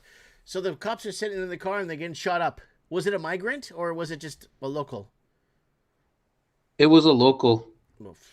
Okay. Cedric Griffin, a local. Wow. This guy has a history, several felonies, including 4 counts of attempted first-degree murder. Why is this fucker in jail? That's a good question. Because of progressive laws. 4 times attempted murder, you should be in fucking jail for the rest of your fucking life. You should. And especially for 4 counts of aggravated discharge of a firearm. Shit, man. All right, keep going. According to the police that were inside the vehicles, when Griffin was on foot, he started firing at them in their directions. Luckily, those officers didn't get injured. Okay, so there. All right. Yeah. That's it. Okay, keep going. He fled the scene. The officers didn't fire back because he fled the scene. So, but they know who it is, pursued the guy's vehicle. Yeah. Holy shit! So they know this guy. Oh, he's shooting at us today again. Oh, let's let him. He's let him flee the scene. It's like holy shit, man. Yeah, he fled the scene, but eventually they caught him. They caught up to his vehicle. Holy crap! All right, keep going. Yeah, so like I'm guessing they didn't want to fire back because you know what happens. Like if a police officer, especially a white police officer, shoots an armed or an unarmed person that happens to be black. Yep. Oh yeah, they become the public enemy number 1. So that's why like police officers are restraining themselves from like properly defending themselves against some of these criminals. That's some scary shit. That's some serious scary shit. It's like being in a war in Vietnam or something. You're out in the jungle and they tell you, well, don't shoot the enemy too hard, right? We don't want to look like we're bad people. It's like, what the fuck, man? Really? What the fuck? So you're supposed to let like the guy shoot you or kill you? Apparently someone saw that video on Telegram. Would you record yourself doing that shit? Yeah. So apparently people are recording themselves doing this shit. It's like the world we live in, Mike, is backwards, and I've had this conversation so many times with some of my friends. So people are just recording themselves for likes. Yeah, recording themselves for likes, for the dopamine. All right, keep going. What do you got for us? I'll keep going. So aside from like Chicago violence, like how that the courts and like all the judges in Illinois and senators hate Trump. Yep. Well, it's their job to. Yeah. So the courts are trying to place limits on Chicago ICE operation. Good luck with that. ICE is the federal government. Yeah, that's not going to fly. You're going from state level to county to from county to state to federal. No, that's not going to fly. Not at all. Because they're trying to say the Trump administration secured a victory Thursday when a federal appeal court vacated a lower court ruling that placed the use of force restriction on immigration enforcement officers during Operation Midway Blitz. I'm not sure if you heard of it. I remember of it a week or two ago. But do you remember when you were reporting to us from Chicago about the what do you call it? The oh god. The teen takeovers? No. That migrants were sleeping in police stations all over the place? Oh, yes. And I do remember a few years back. yeah, they were sleeping in government facilities and stuff. Migrants were sleeping in government facilities because they had nowhere to go. What the fuck, At the police dude? precincts. What the fuck? What about like the homeless? Why can't they sleep there? Yeah, the homeless. Oh, they go to jail if they sleep in the police station. Yeah, they'll be arrested right away. Yep. All right, keep going. What do you got for us, buddy? I'll keep going. So, in a 2-1 decision, a panel of the 7th Court of Appeals called the lowering court ruling constitutionally suspect and questioned the manner the U.S. District Court Judge Sarah Ellis dismissed the underlying suit. Ellis was appointed by former President Barack Obama. Interesting. Yeah. Barack Hussein Obama. Barack Hussein Obama. Yeah, Barack, arguably one of the most deadliest presidents of the American history. That guy dropped more bombs. Was it 4 bombs an hour during his administration? 4 or 5 bombs an hour. He did. Yeah. And he deported a lot more people than the Trump administration that guy ever did. deported almost 3 million people, man. 4 million people. But no one said anything back then. Because it didn't matter back then. Because he's a president. He's the black president. Of course, he's going to save the world, right? But Yeah, they're looking of for course they reasons weren't to gonna pick say on nothing. people, right? They do. All right, keep going. So the Justice Department is saying we continue fighting and winning for the president's law and order. These are like the judges that support Trump's like Operation Midway Blitz. They're trying to uphold the law, but the judges that do not like Trump are not trying to uphold the law. They're trying to do everything possible to stop like the ICE raids from happening. Because they're saying agents are using tear gas, pepper balls, and crowd control weapons against demonstrators, but they have to. Yep. Because they're interfering with the federal investigation. Yep. Well, you know what? I think I'm going to make a prediction with you right now. Yeah, I'm listening. I got a feeling that in Chicago or Illinois and then surrounding areas, I think New York, I think you're going to start to see Philadelphia, Pittsburgh. You're going to start to see more and more teen takeovers.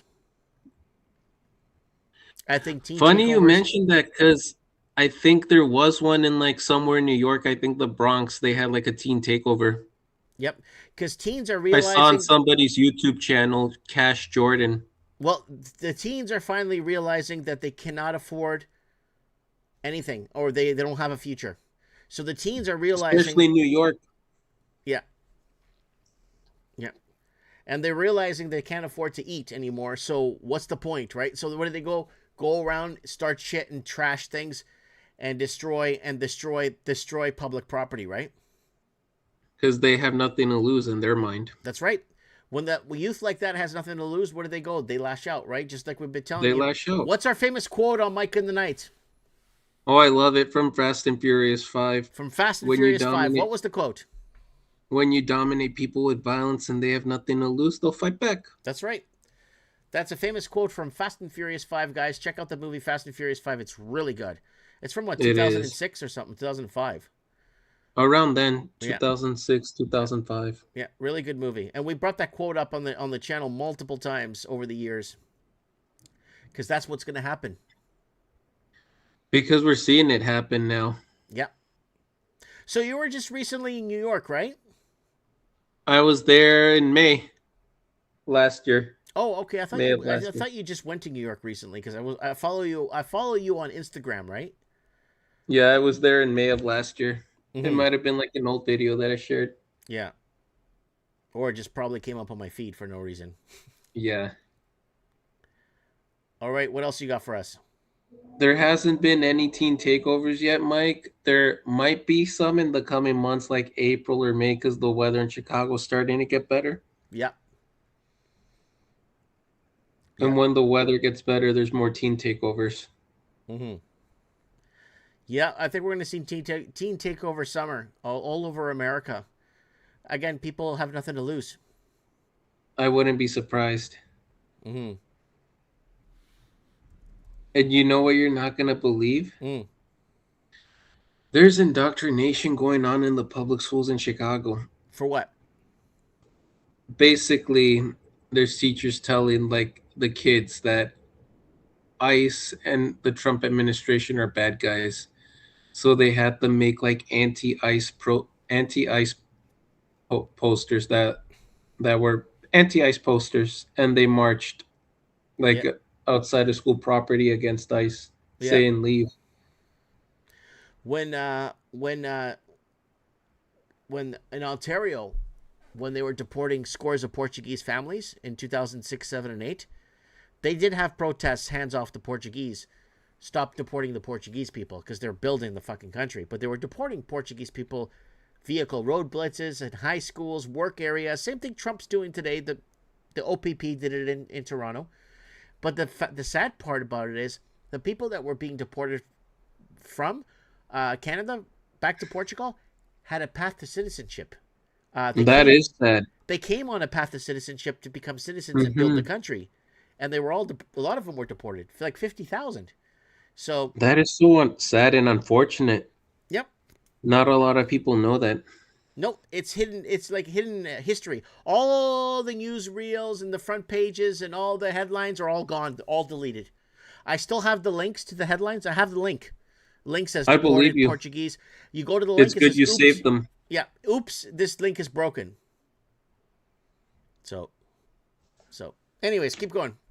But yeah, so what these kids don't get, and like they're advocating like for illegal immigrants, Mm-hmm.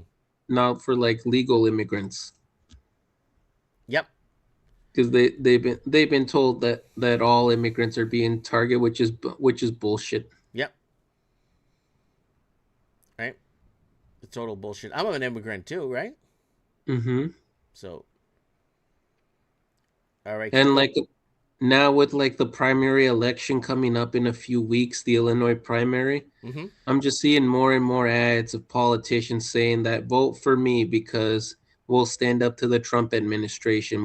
We'll make ICE get out of here. Make ICE leave. So that's their platform. Pretty much it's everywhere, like on the one, like I'm watching a show, or even like on YouTube. If like you're in Illinois, you'll see like those ads Mm-hmm. or like commercials. Yeah. All right, keep going. What else you got for us, buddy? And then next year, Chicago will have a municipal election, so like another election to see like who will be the next mayor. Mm. Okay. So they're gonna have a new mayor. So that Brendan Johnson guy that's destroyed your city is gonna be gone. We'll see, because like I've talked to my other friend, like not a lot of people are happy with him. Well, the guy destroyed your friggin' city. He has, and he is. Okay, what else?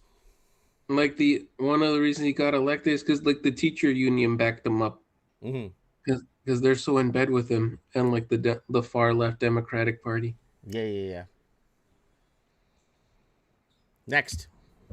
So yeah, Mike, those are the things that have been going on in Chicago. I know in a few weeks, I believe it'll be the last weekend. On Saturday, March 28th, there's going to be another No Kings rally. Oh, another bullshit rally. Oh, God. Another they march. did that for Obama. They should have. Obama was bombing everything. You're like, holy shit. I mean, none of these presidents are perfect. These people are all part of the club, right? So, fuck. Get over it. Shit. It's all bullshit, man. They're dividing. What they're doing, why it's harming so many people is because more and more people are being divided. They're dividing us even further. That's the problem. That is the issue, Mike. They're just dividing us. That's all they're doing. So like the protest is going to be not only like due to like the ice raids, but also because of what's going on with Iran. Yep. So what's the sentiment on the ground there where you are for this Iran war?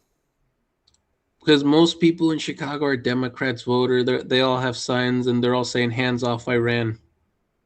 Okay. They're all against it. Yeah. Yeah. Keep going. Anything else? So like I'll see if on Saturday the 28th if I can send you any videos Yeah, on go make some Instagram videos for us of on the the No street there. Kings rally. Yeah, please cover it for us. You don't have to show your face. Just say in the video, hey guys, it's No Way Jose here reporting for Mike in the Night, and give us an update on what's happening there with the No Kings rally. Yeah, I can and I will do that. Yeah, I appreciate it. So yeah, that's just a few weeks away. Perfect. All right, anything else? So I'll be sure to report again in a few weeks, Mike. Okay, buddy. God bless you, eh? God bless you. All right. All right. So we got No Way Jose there from the Chicago there to update us on what is happening in his neck of the woods. Let me see if I have any. Oh, we got a caller calling in right now.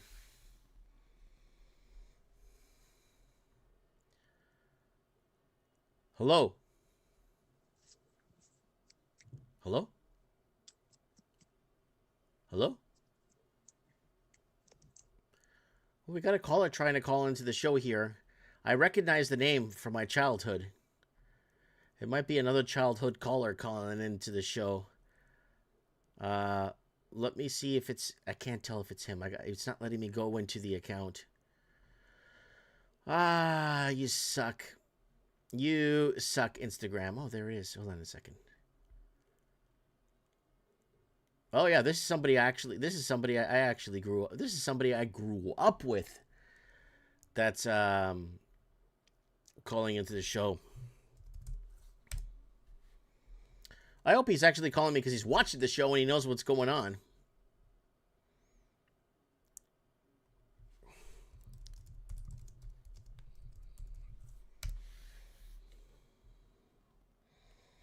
All right, we're gonna get someone from my childhood. Somebody from my childhood. Yeah, this is pretty bomb. This is such a bomb show tonight. So we got Paul Da Silva call in first, and then we got someone else that grew up with me. That's gonna be coming on the show. Wow, what are the odds of that? All right, guys, you are tuned in tonight. Mike in the night. There's nothing you can do. Something moving you.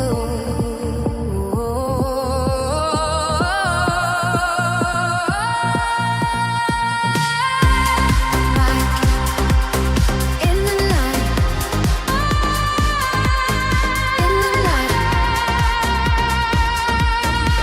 In the night. In the night. 3 a.m. Feel the rise. Hands up high, no disguise. Jason? Oh, you there? Yo, buddy, what's going on? Can you hear me? Epa. Hello? Yo, can you hear me? I can barely hear you, my man. You got to turn up. You have to turn up your volume, your earpiece. Oh, there you are. I got you.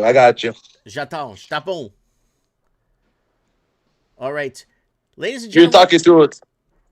Hey, don't listen to the show. Turn down the show.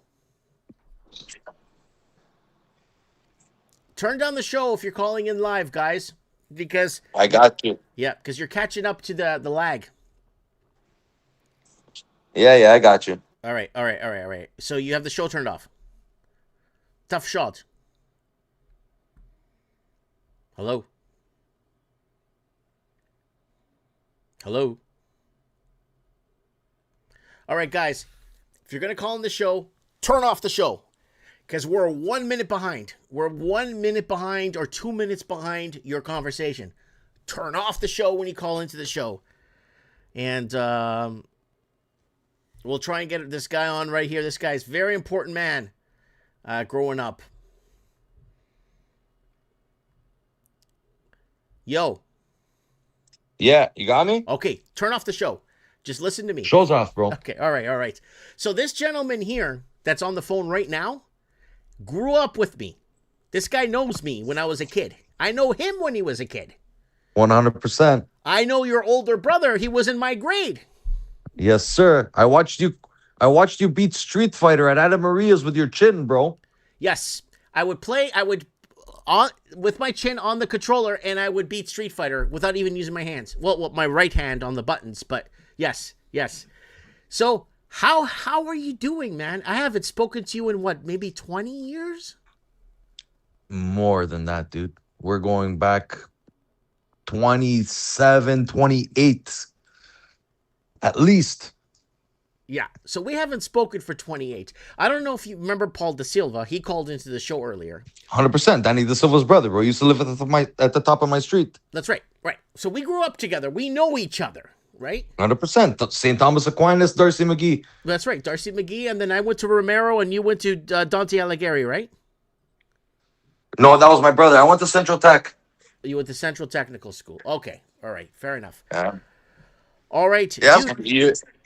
It's been a minute, Mike.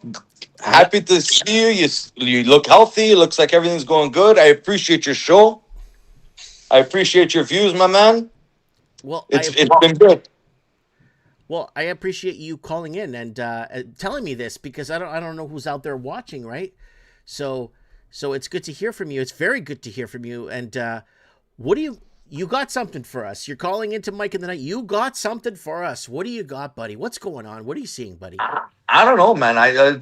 Dude, this country's all upside down, in my opinion, personally. You know, I know that everybody has their own views on what's going on in our lives, you know, and everybody, I think we're all fighting the same struggle to some level, but you know, just way too many things going wrong in this country right now for the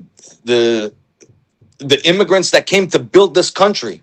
You know, like the Portuguese, the European expansion that came to build this country. Now they're being told to fuck off after they built the country.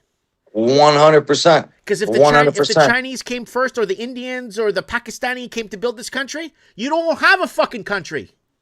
No, probably. Well, listen, I don't know. I don't know, because they wouldn't be fed with a silver spoon in their mouth. You know what I mean? Yeah, I know what you mean. Yeah.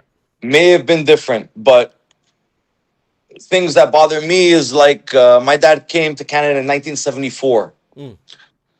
Met my mom in 76.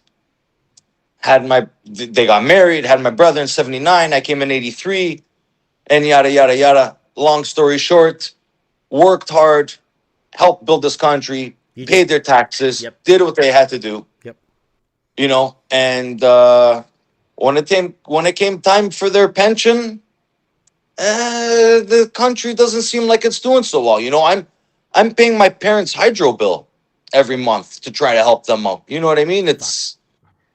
Dude, there's something wrong. There's something wrong. Look, let me tell you a little secret. Well, it's not a secret. The video's up if you want to watch it.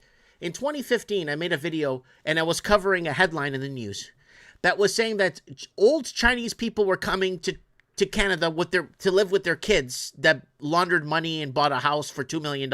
And now they're coming to Canada, and they're getting a pension, and they never worked a day in Canada, and they're getting $2,200 a month per old person from China. We covered this back in 2015. They were getting a full pension for just coming over to Canada. Yeah. And you know what? Fuck? My dad's supplement got cut because he has a union. My dad worked for a union for 30 fucking years. Yeah. Right? And because my dad has a union pension, they cut his supplement because all of a sudden they think it's enough. It's not enough. It's not enough. Yep. No, it's nowhere near enough. And they're going to keep fucking printing more money. Your money becomes devalued, and then you're fucked. 100%, my man. Did you hear the first call, the second or third caller? $47 for a pack of cigarettes in New Zealand? That's wild. That's wild. That's out of this world, Mike. That's unheard of. Yeah. Like, So, yeah. And that's where why. we at? Keep going. My man, it's you can keep beating you can beat it till it's dead. Well, it'll never die, but you can keep beating the same topic over and over and over again. We're taxed to oblivion. Mm-hmm. Like I don't think I've ever made as a good a salary as I'm making today, but it's still hard to make ends meet. Yep. You know, I see my parents that sacrificed their lives. You know, they didn't sacrifice their lives to this country. Let's get it straight. Mm-hmm. They sacrificed their lives to do the best that they can do in this country, Right, they did.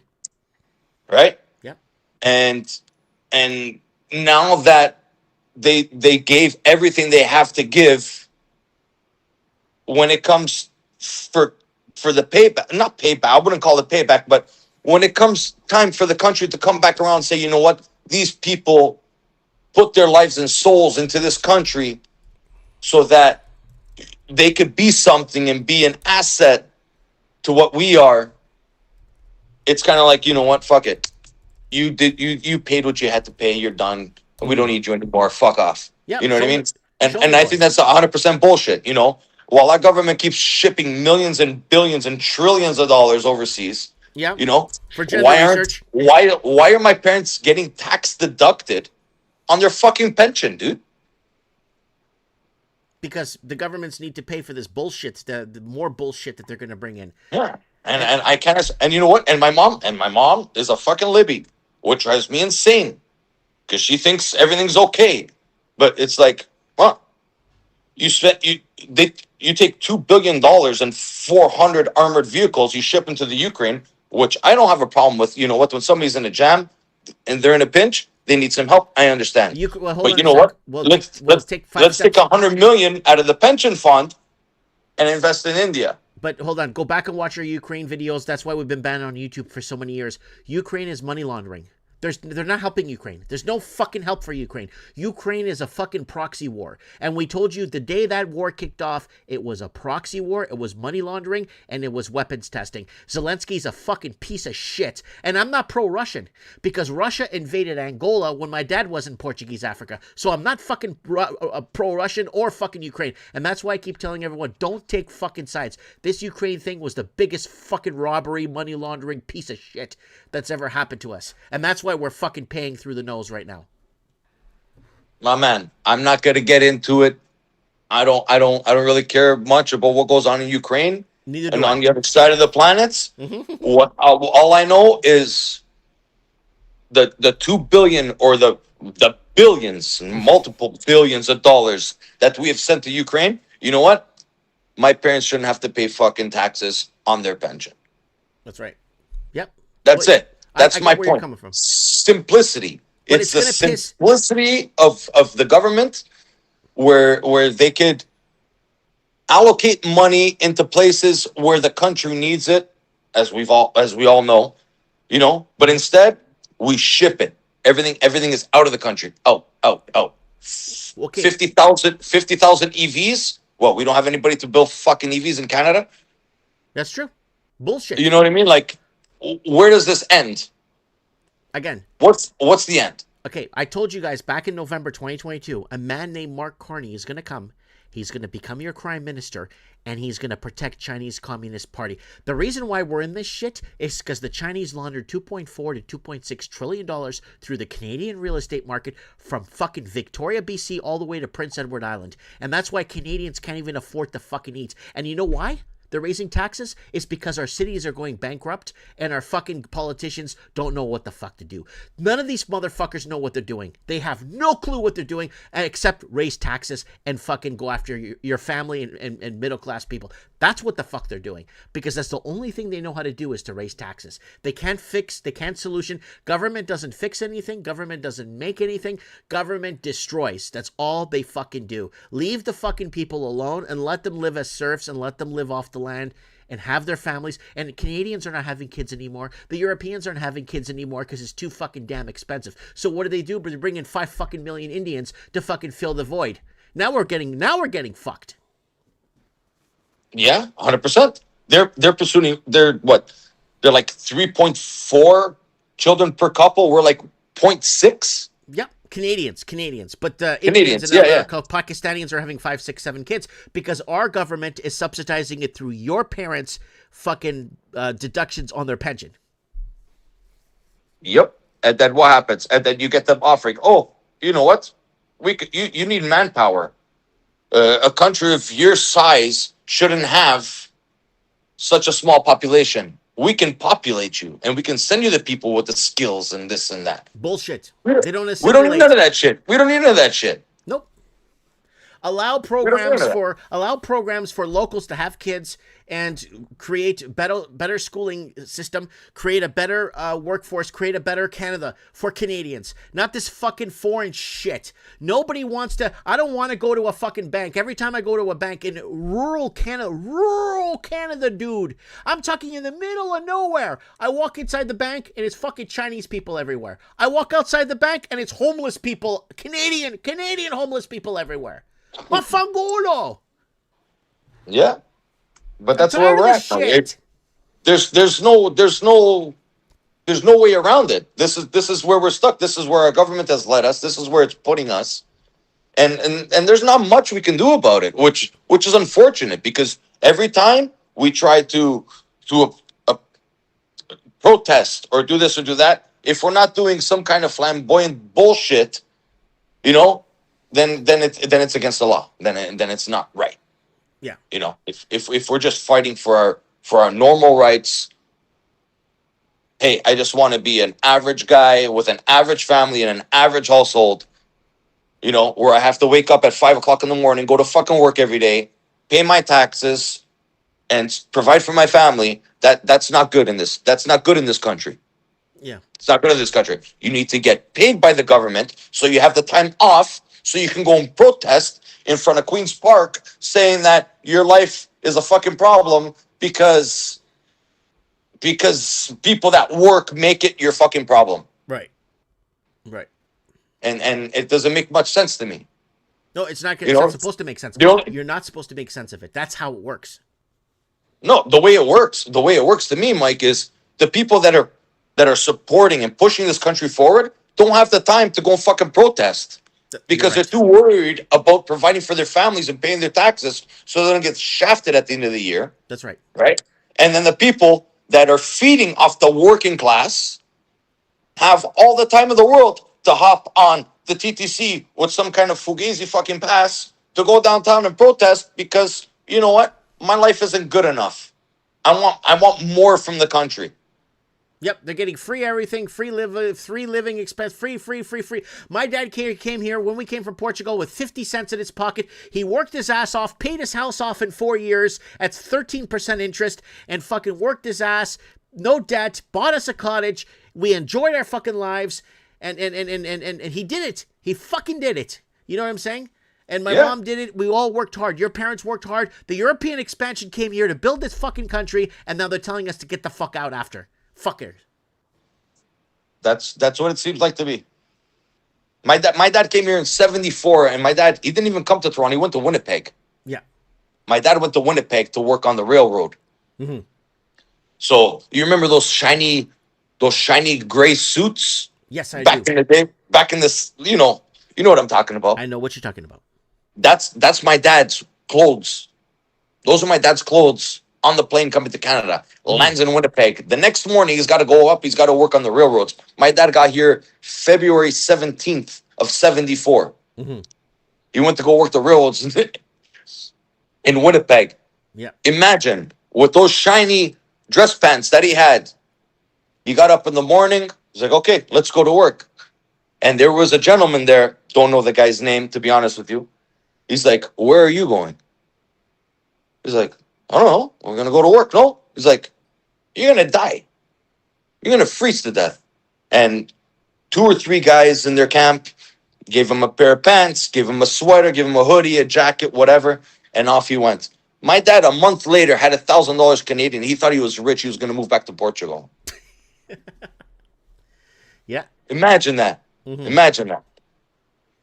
And then my uncle was in Toronto, convinced him to come to Toronto. And that's where my dad's life started, working roofing for Peerless Enterprises and yada, yada, yada. and he's still here till today, right? So from 74, my dad's 71 years old today. Wow. Wow. My dad's 71. He worked his ass. And I keep telling people how the European expansion worked their asses off. There's a place called Kitimat, BC. Kitimat. It's northwest of us on the coast in BC. And it was all built by Portuguese. All the Portuguese built that city. If you go to Kitimat and you go to the high school there and you go to the yearbooks, the old yearbooks, all the yearbooks are De Silva, De Santos, Martins, you know what I mean? Almeida. Yeah. They're all Portuguese names. Yeah. Those yearbooks. All Portuguese came to build this shit.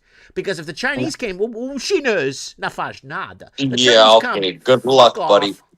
My buddy Albert, a friend of mine, Albert. Well, he's a dear friend of mine. Mhm. Albert Delgado. The guy today, he's what, 61, 62 years old. They flew him weekly from Toronto to Vancouver to build the stadiums for the Olympics.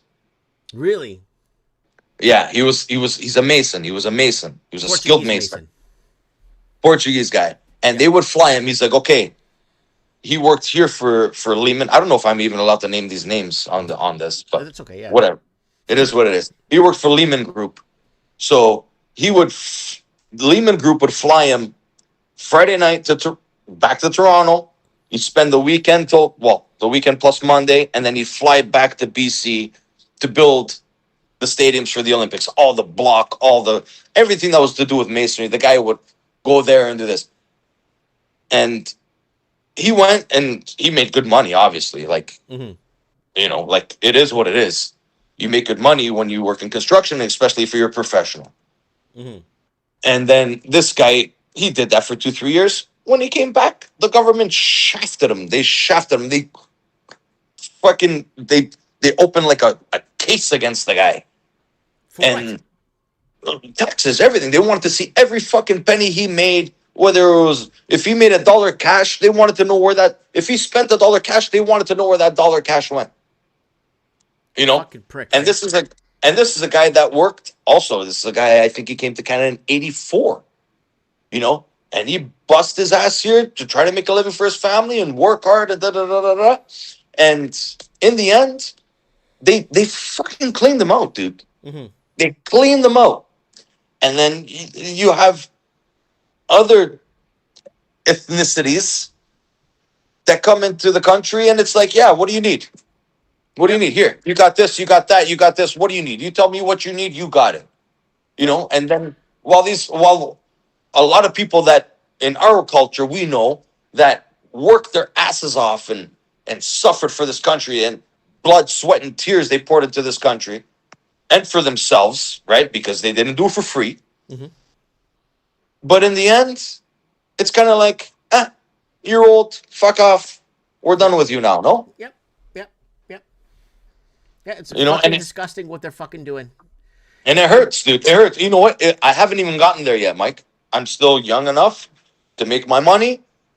I'm good at my job. I have a good job. I make a good salary. And I can't really complain except for the amount of taxes I pay annually. It's fucking horrendous. But beyond that, it is what it is. This is the life I chose. I have the knowledge. I was brought up in this country like yourself. I was brought up in this country, and I knew what it was about. I knew what I was getting myself into.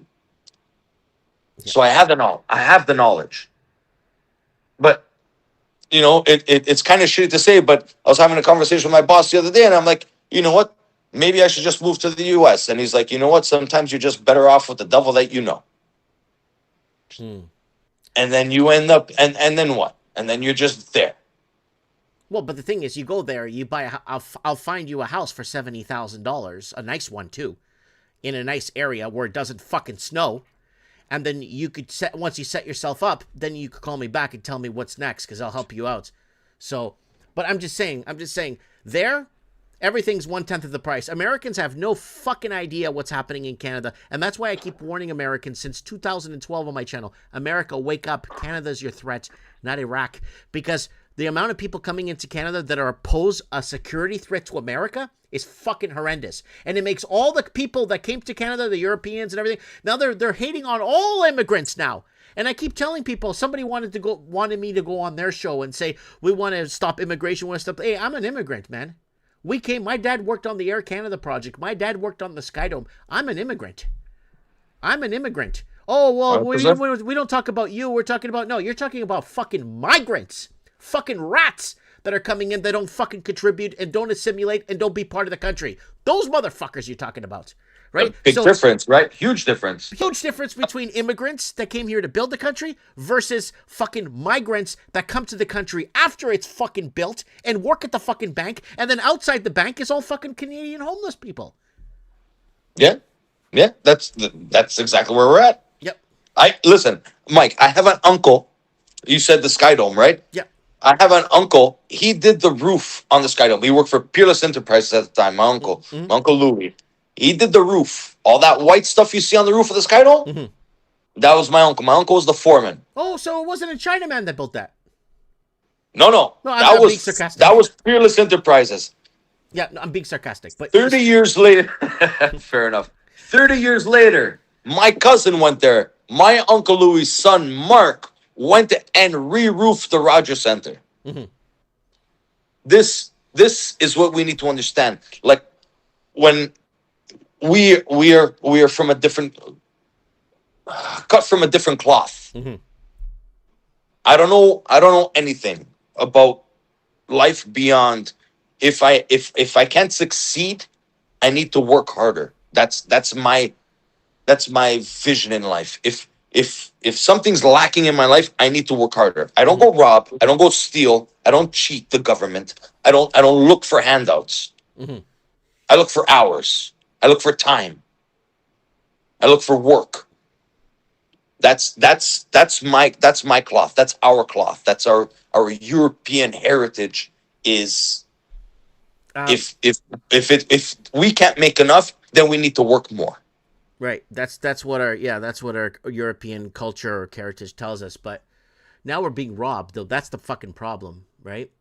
So a lot of people don't understand when I make videos or stuff, when I'm trying to explain the European expansion and how I grew up in an Italian, Portuguese area, and people don't understand that. They're thinking like, they don't know what I'm talking about when I'm trying to say, I used to go to La Mezzia. We used to hang out here. We used to hang out. Go play some jits, whatever. It was always a good time. We used to do all kind. It was different when it was when Canada was under the European expansion and it was run by Europeans and white proper people that knew the country, understood the country, and knew how to facilitate, and they never broke the law. It was great.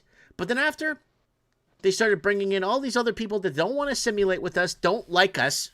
They don't like us right off the fucking boat, and people don't believe. They it must have been paradise. We used to eat beef patties at the Jamaican restaurant. Remember? Oh yeah, 100%. Randy's patties, stuff for Oakwood and Eglinton. Yeah, it used to be amazing. It used to be amazing when it was Europeans. But now it's these antisocial. Everybody hates everybody.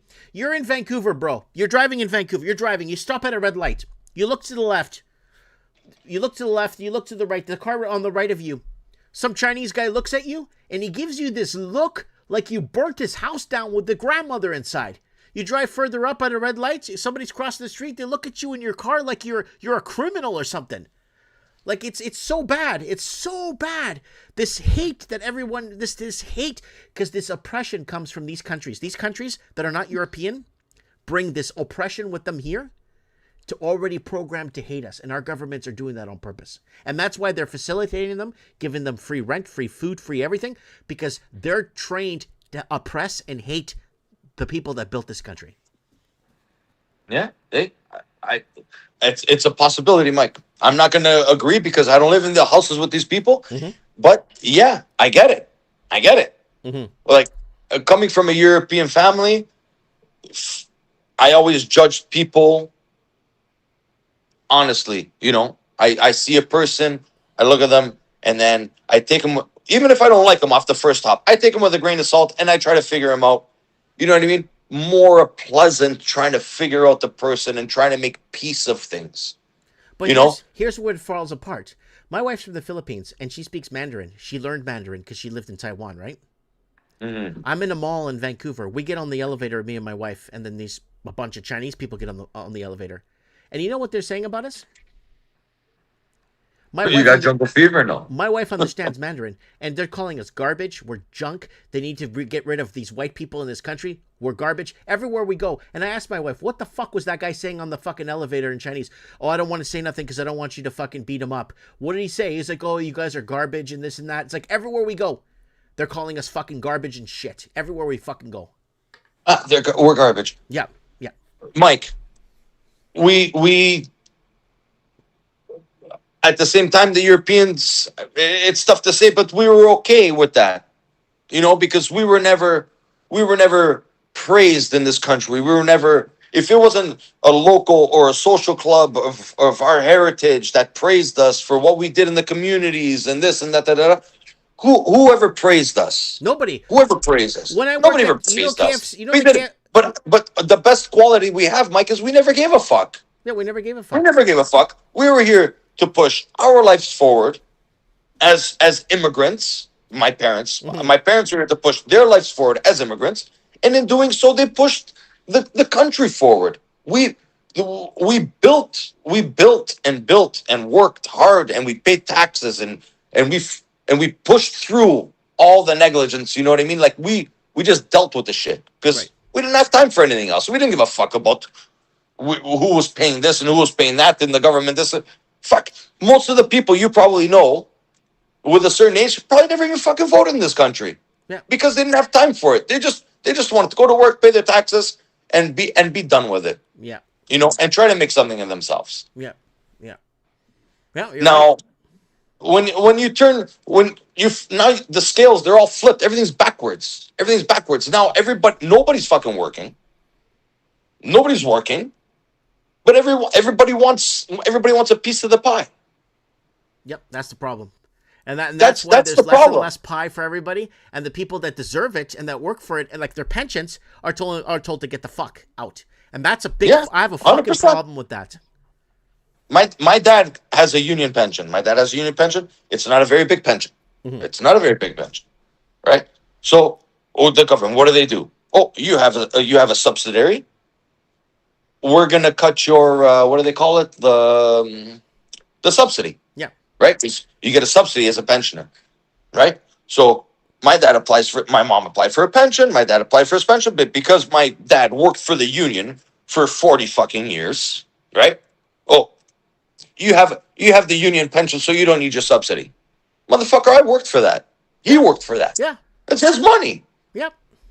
That's his money. Give the man his money. He worked for it from 74 till 2018 or 19 that he worked, or 2020. That's his money. He paid into that every single year. Yeah. You know what? I get a good lawyer and sue him back with 18% interest and go back since the day one, the first day he invested into that back in the 70s or 80s. From day one when he invested into that all the way now at 18% interest, he wants all his fucking money back. I want my money back. Wouldn't that be great? It would be great. 100%. That would be amazing. Yeah. But you're gonna send a 71-year-old man into war with the government? With his little pension from the union, who's he gonna go and fight, Mike? Yeah, I know what you're saying. I'm just saying. I'm just really, really teed off with the situation on how. Yeah, dude, it's shit situation, dude. It's like I tell you, man. I pay. It's not much, but I pay my parents' hydro bill every month. Every month, on that date, I send the money and I pay my parents' hydro bill. There's no reason in this country, in this day and age, after all my parents have sacrificed, and millions of parents throughout the country, for everything that we have sacrificed for this country, where you need your next of kin to be paying your hydro bill or helping you out with your bills or your mortgage or your rent or your car payment or whatever the fuck the case may be. And you know what? Let me add to this. We were treated like shit growing up. I don't know about you, but when I was growing up in Toronto being Portuguese, I applied for a job. They said, we're not hiring Portuguese people. They treated us like absolute fucking shit everywhere. I worked at the... You remember Miss Peruski? Remember Miss Peruski? Yeah. Miss Brewski told me I would never be anything in life, straight to my face. Yep. She looked me straight in my face in grade 8, and she goes, "You know what? The role that you're living, you will never be anything in life." She told me the same thing. I make double, at least double her income that she triple probably at that time. Mm. You know what I mean? And it's like, really? We were With- treated like and- absolute trash, and nobody believes me when I told them I was working for. You remember the KFC in on Castlefield and Castlefield and Dufferin? Yeah, 100%. Yeah. The KFC up on the hill. Remember that? On Castlefield, Wingold. Dufferin, Was it Wingold? Castlefield. What was the name of the street? Yeah, right across the street from where the car dealership was. I remember it, 100%. Okay, I worked there, and then I worked there for 4 weeks. Then they hired someone from my high school. He pointed at me when I walked in and told the manager I was Portuguese, and they fired me on the spot. And they told me that they couldn't run an ad that said no Portuguese, and they fired me. Yeah. People think I'm lying. No, we're treated like absolute fucking garbage everywhere. Everywhere I went was treated. You're Portuguese? Yeah, we don't want you here. Like, it's like, fuck off. You know what I mean? Yeah. But it was like that everywhere. It was like that everywhere. It's the same thing today. Now, Mike, I live close to Angus, Ontario. I don't know if you ever know where Angus is. I'm not too sure. Is it north, east? West of Barrie. Okay, I know where it is now, yeah. Okay. I moved into a small town, maybe about 5 kilometers west of Angus. So I would get up every morning and I would go into town and grab my coffee at Tim Hortons like every normal fucking working class person does. Mm-hmm. And it was all white, Mike. Mm-hmm. It was all white. We're talking 2023. But it's March Canada. It should be white. 2023. I went into that drive-through, Mike.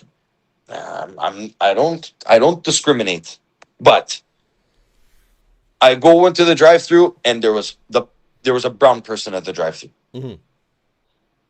And I looked behind the one brown person and it was still all white. And I'm like, you're fucked. You're fucked. That's it. Yeah. Not less than 2 months later, they were all gone, dude. All the Canadians, all the high school, all the kids, they were all gone. All the whites, everything that was white in that place was gone. Yep. That's it. They just come in and they take over. That's their thing. The population is there. It's an overwhelming pressure. There's not much you can do, but once you get one in, that's it. You're done. And that's where we lacked as Europeans, was we were always out for ourselves. Mm-hmm. In the way of speaking. You know, there was always, you know, it's kind of like the mafia. One family, it was always a war. Mm-hmm. You know, where from what I see, these ethnicities, these people, they work together, collaborated. You know, and wherever they're going. But here's the deal we have to understand how it works. Some states in America fix this problem with occupancy laws. You see, like here in BC, you could have 45 people living in one house, right? Mm. Now, in some states in America, so that's how they do it. They make it like that because they corroborate and put their money together and work together. But in some states in America, how it works is for every 2 people in your house, you need 1 bathroom. If the 2 people have a baby, you need 2 bathrooms for sanitation, right? Makes sense to me. So if you have 10 people, you need 5 bathrooms in your house. So if I take you down to South Florida and drive around and look at homes for sale, and I'll show you, see that house there? It has 9 bathrooms, but 5 bedrooms. Because they need 9 bathrooms because there's probably 14 people living in there, right? Mm-hmm. So because the occupation laws. In Canada, if they want to be green and save the environment, bullshit, then start putting occupation laws. Because when I lived in Vancouver in a high-rise building, next door to me was a 1-bedroom. I was in a 1-bedroom. Next door was a 1-bedroom. There was 27 people living in there. Jeez. It was full of bunk beds. The whole apartment was bunk beds. There was no TV. There was no couch. It was bunk beds. You see where I'm going with this, right? So this is how they're outsmarting us, is by basically destroying. They're not living in peace is what it is. They're living in a fucking zoo. And you don't want to live in a zoo. You know what I mean? You want your peace, you want your couch, you want a beer, you want to watch a TV, you want to watch a hockey game. You don't want to be fucked around with, right? 100%. So these people took advantage of, hey, let's like 40 people live in a house. But some states in America, you have 2 people, that's 1 bathroom. You have 4 people, that's 2 bathrooms. 6 people, 3 bathrooms. And Yeah, but the problem is they got to be legal. They got to declare. They got to know that they're there. oh, you could tell by the water bill. You could tell, you know. Yeah. Yeah. Well, again, that's in America. Yeah. In Canada, the water bill doesn't fucking count. Yeah, no, I know. In Canada, they want, leave these 45 people. Oh yeah, ship them over. Ship them. Yeah, ship more, bring more in. Our house Yeah, is 100%. Yeah, we got empty houses. $600,000 Fill for a them up. 1 No. bedroom. Yeah. Yeah. Listen, that's what I do. I build houses for a living, and it's bad, man. It's really, really bad. Paul De Silva said everything's falling right now. Everything's falling. Everything's falling. 100%. There's nothing in Ontario. I know you're in BC. In Ontario, there's nothing going on here. Yeah. There's nothing going on. We are fucked. We're fucked. We've been in a recession here. I don't know how it is out there, but we've been in a recession for the past 4 years, and we haven't seen numbers as low as we have today since 1981. That's when they started recording sales. Mm-hmm.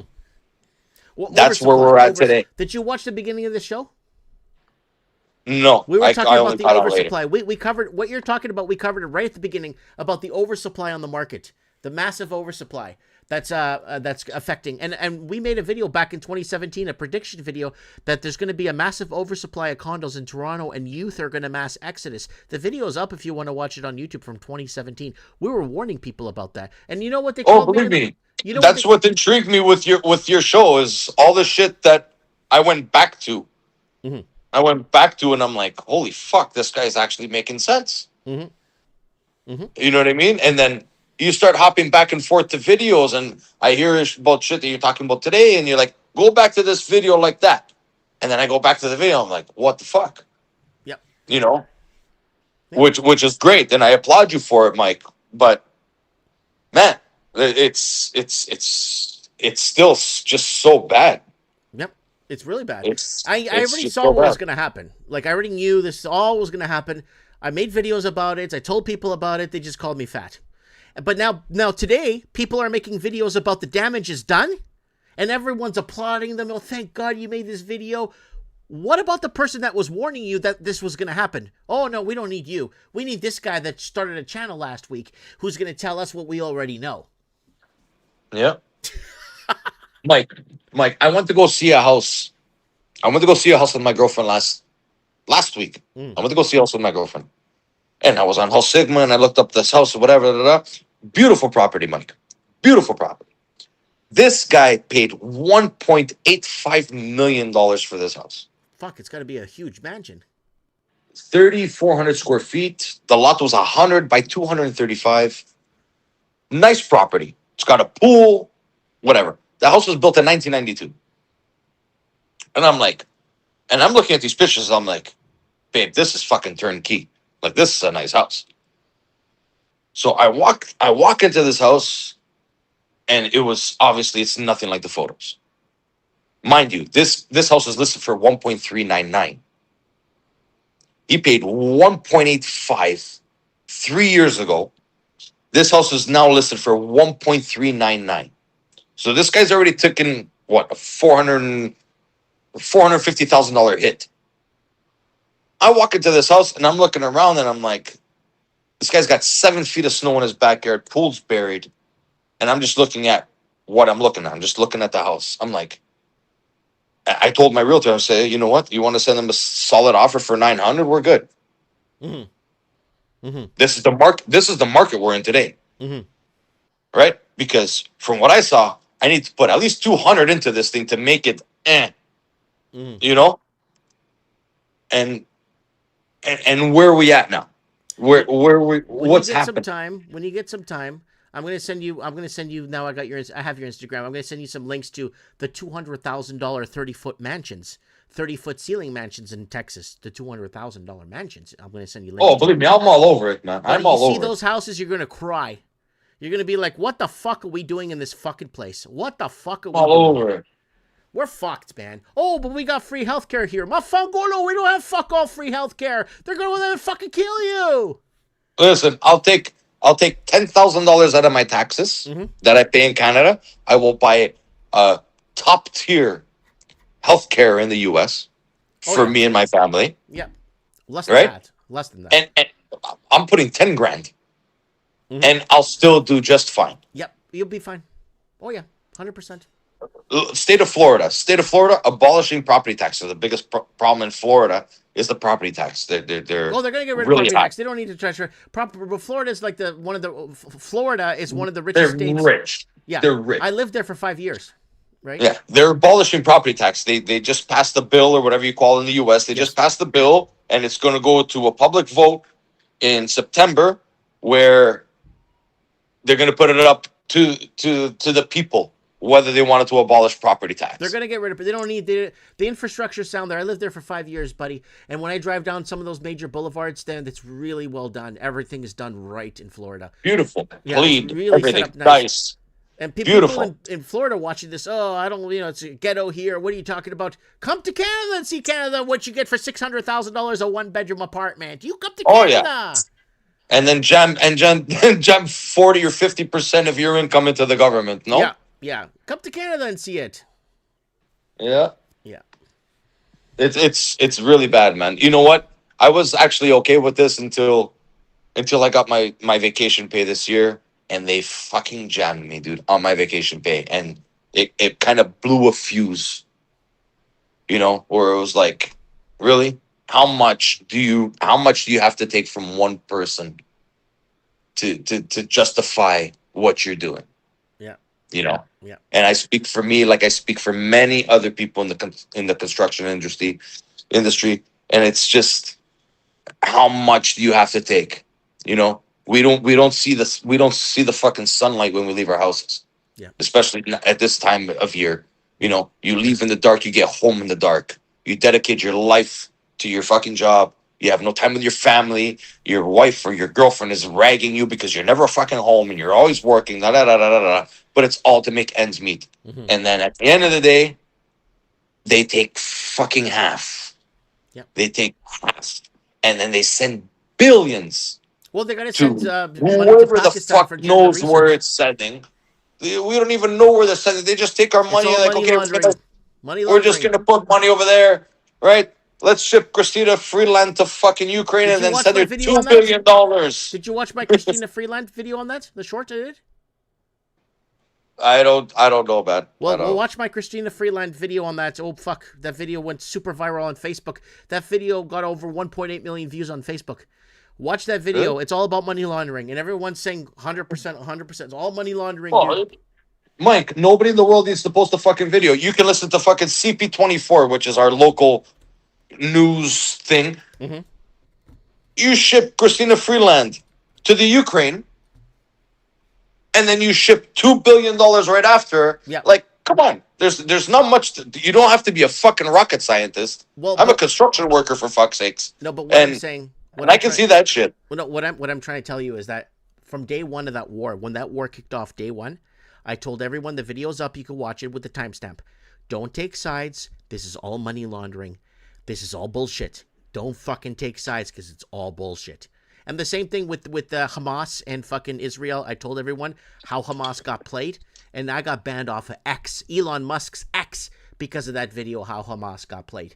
And it's true. Everything I said was true. And everyone looks at it and says, holy fuck, I didn't see it like this, Mike. I didn't understand this until you brought it up. You know, but here's the situation we're in right now. It's all fucking bullshit. It's all bullshit to get your fucking tax money. That's what it is. 100%. And what do? Elbows up? No? Elbows bullshit. up. And you gotta help out. You know, it wouldn't cost much for the people to help out. I want to say upov. I think you understand that. Maybe other people won't, but upov. Upov take us that. The people need to help. Bullshit. Help what? What do we need to help?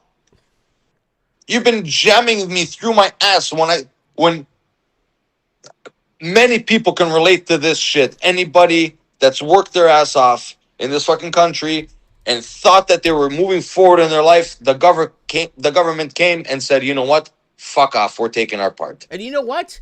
They have fucking made. You're in debt. You're homeless. You have no money. Well, we'll fucking euthanize your fucking ass. You're dead. That's it. Or we'll compound interest on your debt daily until you fucking commit it. Like, where are we at? What, debt-wise? Or what are you talking about? Our debt? We're finished with where we're at, if you want to know where we're at. There's No, no I'm talking as a person, myself, or the next person. You know, like you work and you think you're getting ahead in life, and then all of a sudden, boom, the government falls on. Oh, you got to do this and you got to do that. Then you missed 10%. I had one guy actually tell me the government sent him a letter that they wanted him to pay his HST contribution before he did his taxes. Yeah. We made a video about that too. I got that same letter too. They want me to make my GST contribution before I even prior to doing your taxes. Yeah, you have to prepay. Yeah, you have to prepay. In what world does that make sense? Doesn't make any sense. Canada cities are going broke. Governments don't know what's going on. No one knows. No one knows if they're tricking or treating anymore. The people running these places, the people running these countries are complete lunatics. They have no fucking idea. They have no sentiment and they don't have an alma. They don't have a soul. No ton alma. They have no soul. And they're programmed. Watch, when you get time, go on my YouTube channel, go to the magnifying glass, go watch my 41% video. My 41% video will explain absolutely fucking everything you need to know about this world in fucking 5 minutes. Watch my 41% video and you'll see what I'm talking about and you'll be like, holy fuck, Mike, now I'm seeing holy shit. What the fuck? Well, what's going on in this world is simple, Mike. It's you work and they tax you to the brink of depletion. Yeah. And they just give you enough. You only end up with enough just to get by.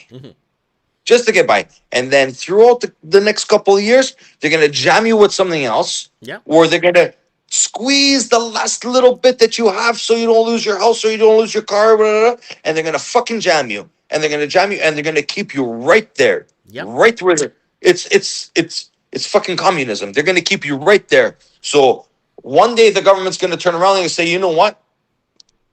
You can forget all of this. I will pay you this much a month and you will never have a problem again. Universal basic income. Yeah, we've been talking about that since 2015. That's it. And you know what? And your life will be simple. You just work for this. You just work for the government in whatever you do. If you're a carpenter, a bricklayer, a plumber, an electrician, you just work for the government and you will never have a problem again. And your life will be simple. And again, they dumb down our kids in the fucking schools. Yep. Right? They give them the phone. They give them the internet. Well, they provide. They give us the opportunity to provide. Yeah. They give us the opportunity to provide.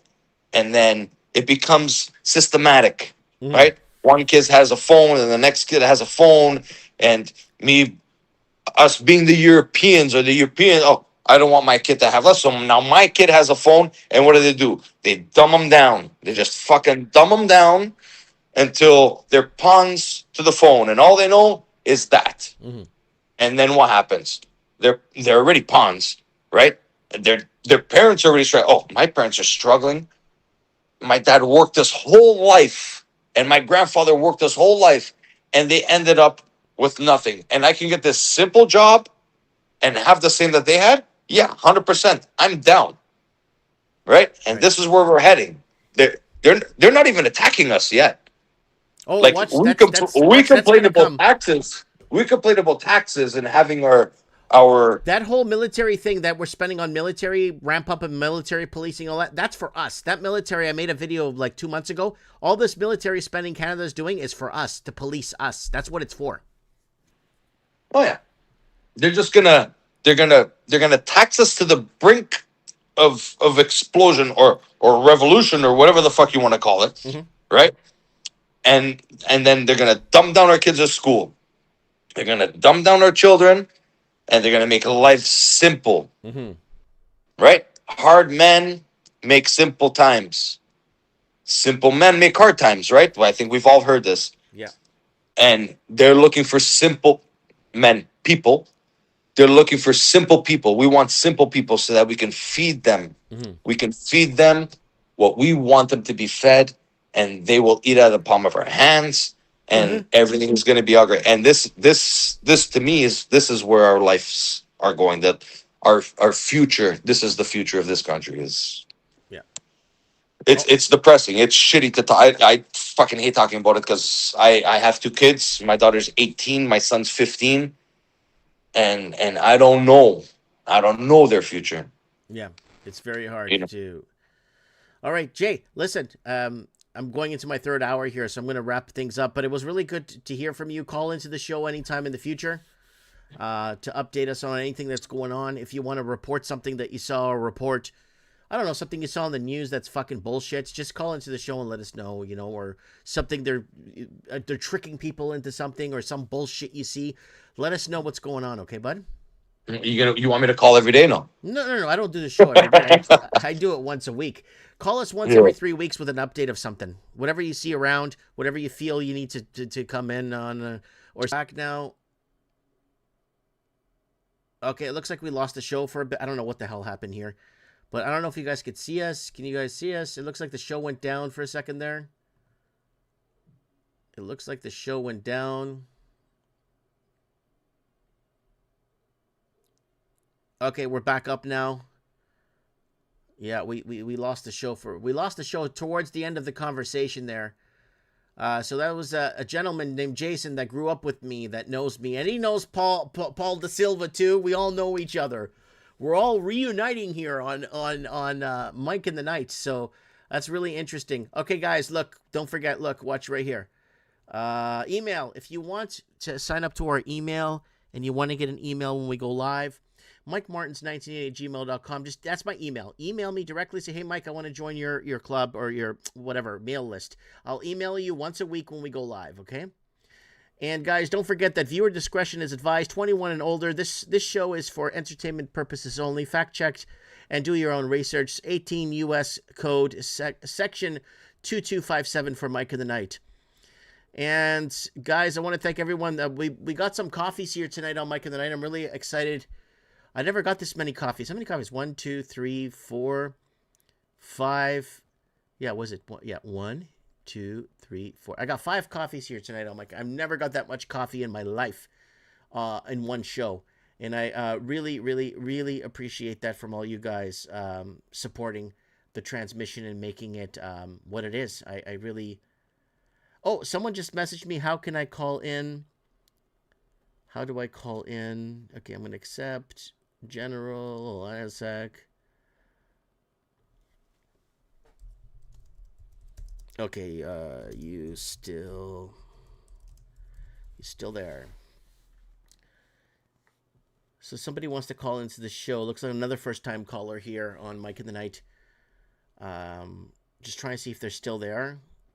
And so it's good to have first-time, especially people that know me.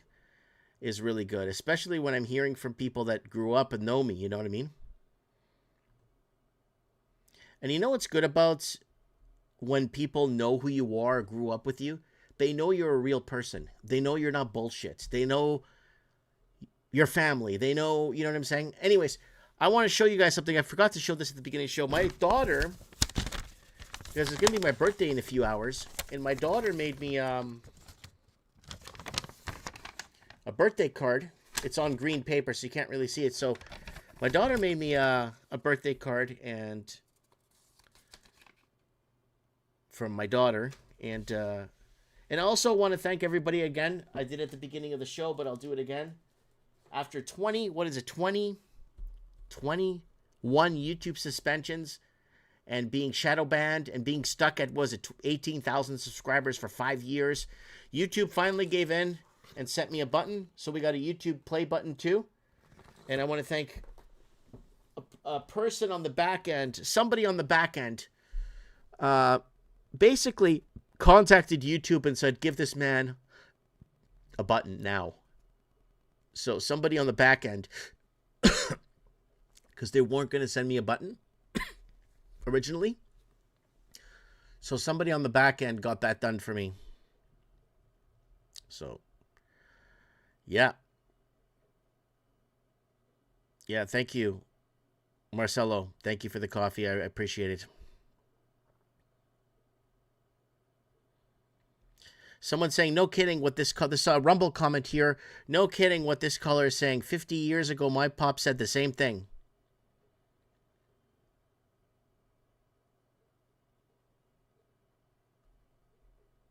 Yes.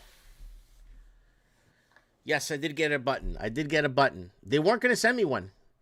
And then I sent the emails that YouTube sent me to somebody, and they looked at it and said, what the fuck? Watch this. You're going to get you a button. Watch. So, anyways. All right.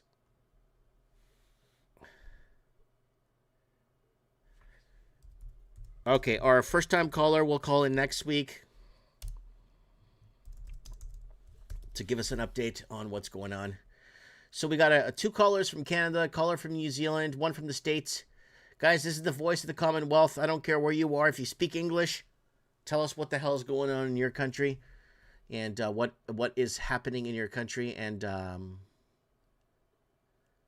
looks like we got taken down there for a second. But it looks like we're back up, guys. It looks like we're back up. All right, guys. My third hours. I've been here for over 3 hours, guys. And you know what? Thanks for being here tonight, guys. Let me play some send-off music. Let's get some send-off music here tonight on Mike in the Night. The voice of the Commonwealth.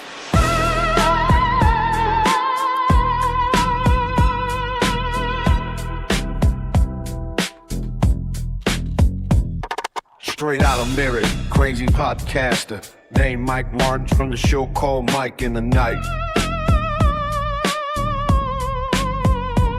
3 in the morning and the city still breathing. Truth on a mic while the whole world's sleeping. News ain't real, man, the script's been written. Mic on the air and the signal ain't hidden. From the coastlines out to the prairie towns. People tuning in when the sun goes down. No suits, no script, just a mic in a fight. When the clock hits 3, it's Mike in the Night. They try to mute it, try to shut it tight, but the truth keeps running through the wires at night. Street level talk, no polished promotion, just the raw voice of the Commonwealth spoken. Mike in the Night, hear the broadcast roar, truth on the line like never before. 3 a.m. and the system's in sight, voice of the Commonwealth. Mike in the Night, Mike in the Night, cutting through the smoke, no safe lies, every word gets spoke. From the streets to the satellite height, voice of the Commonwealth, Mike in the Night. Government papers and midnight deals, backroom whispers, spinning the wheels. Mike Martin's here signing off for episode 640 of Mike in the Night. Take care, and if you can't take care, stay safe. Mike Martin's here for March 9th, 2026. I have spoken.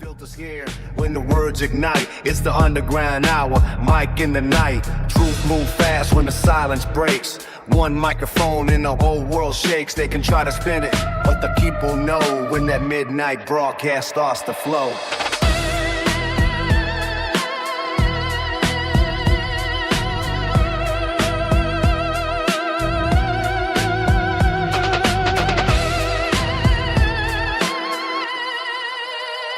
Mike in the Night, hear the broadcast roar, truth on the line like never before. 3 a.m. and the system's in sight, voice of the Commonwealth, Mike in the Night. Across cities,